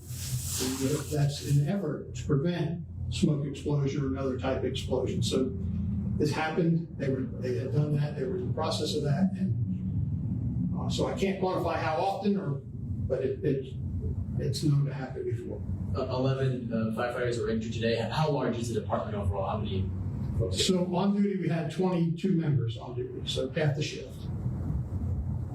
Was there any damage to any surrounding homes? Yeah, a nearby house did sustain a little bit of fire and heat damage. Yes. What did you tell your guys when you got to the hospital? What did you say to them? They really spoke with me first and said, "Man, I'm good. I'm ready to get back on the fire truck. Can I go back tonight?" Right? Mr. Green, the city manager's here. He was also there when I got there. Some city council members were there checking on the members. As I mentioned, our chaplains were there. And most of them just wanted to, one, check on how everybody else was doing. They cared about others and their coworkers. They cared about the civilians. They wanted to know how the civilians were. And they said, "I'm ready to get back on the truck tonight." And we had to tell them, "No, you do what the doctor says to do." Just like a firefighter, I would expect any firefighter to do. Just for clarification, the 2 civilians that you mentioned that were transported to the hospital, were they inside of the house at the time of the fire? I just can't quantify that or confirm or deny any of that at this point. But thank you for asking. Chief, any chance, is that the mayor right there? This is the city manager. Okay, I'm sorry, I thought that might have been. The mayor has been in contact with us, has very high concern, has reached out many times, as has many of the council members. But the mayor's not here, and we're council members here right now. How much was the fire contained before the explosion happened? So we have a radio announcement on the radio when they get water on the fire. That tells us that one of the hose lines, we had 3 hose lines in operation. One of them was getting the fire knocked down. The radio broadcast also told the outside commander told the inside crew, "It looks good, you're starting to get a knock." Typical terminology for us, and that's when the explosion happened. Okay, so was the fire under control at that time? No, it was not declared under control. It was still a working fire incident. Chief, I know it's the early stages of the investigation. Do we expect this to go throughout the night, or any of the other residents surrounding areas going to be affected? So nobody else, that house was displaced, the occupants of that house. The others are not displaced. I won't be able to tell you how long this investigation may go. It could be days or weeks, actually. Salisbury Police Department, Fire Marshal's Office, and the State Fire Marshal's Office and Salisbury Fire Marshals are investigating. They started an investigation on the scene immediately. When you get that kind of call that so many of your guys are injured, what's going through your head? Thanks for your asking. What is really the concern for those firefighters and their families. And we immediately go into mode of checking all of them, checking with them face to face. Myself and my staff, we were there checking on them, asking how they were doing. And that's what goes through our mind, checking our folks and making sure they're okay. How do you, obviously, nothing can be routine all the time. Like, how do you kind of prepare your guys for unexpected situations like this? Obviously, you can't prepare for everything, but how do you kind of prep them as best as you can? Yeah, thank you. So the preparation is extensive. Our training programs are extensive. I mentioned that we went into Mayday mode, Mayday protocol. That is taught to every rookie school and practiced biannually, to every on-duty in-service fire company. So that the mode is second nature in regards to going into Mayday and checking on everybody, rescuing those that needed rescue, and doing a PAR check, a personal accountability report, so we account for everybody, and that was done very quickly. The incident commander did a great job of orchestrating the radio traffic and the protocol. Do you have a message to the Salisbury community tonight? Yeah, I do. I think it's important to know that anybody's house, firefighters are going to go get them, right? We are there to go get them. We have a search mentality, a search culture. And so if there's a fire, if there's a danger, we're going to go get them, even sometimes at some risk. And that's what tonight proved, right? That your firefighters in Salisbury are heroic in my eyes, and they proved it tonight. So that's the message is, anywhere in Salisbury at any time, these firefighters, male and female, these guys are ready and trained to go do what they do. Thank you. Thank you all for being here. That'll conclude, unless there's just one more question. The hospitals you mentioned again, what were the two hospitals? Yeah, Ryan Regional Medical Center and Atrium Northeast in Concord. So not Novant. Novant was not one of those. I'm sorry, Ryan Regional Medical Center is a Novant facility. Okay, so Novant, right down here. yes, right down here. Okay. Yes. Just and clarification. Atrium down in Concord. Thank you. Okay, thank you. Thank you. Sure, thank you for your concern. All right. All right, so we're going to, as I mentioned earlier, we're going to have updates on that story in just a few minutes here coming up in our 4 p.m. newscast. We're going to take another break real quick, and we'll be right back with some more updates.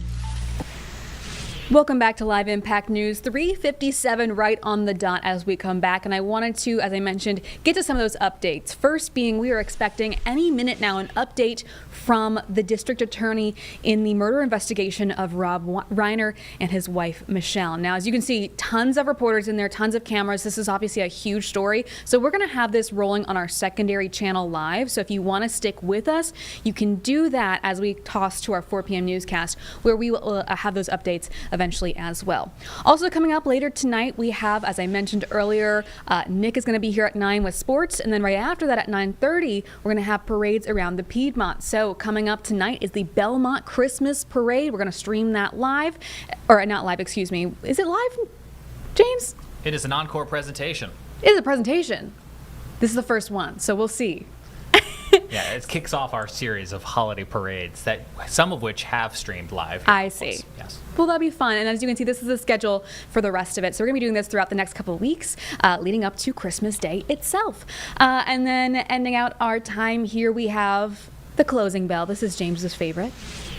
You know, there's lots to see, lots to do, and there's a big shiny bell that's going to ring right here in New York. How exciting. Now. Last couple minutes of our newscast. We're going to let this ring out. And as I mentioned, all those big updates coming up in our 4 p.m. newscast. And if you'd like to stick around on our secondary channel, we'll have that update from the DA as well.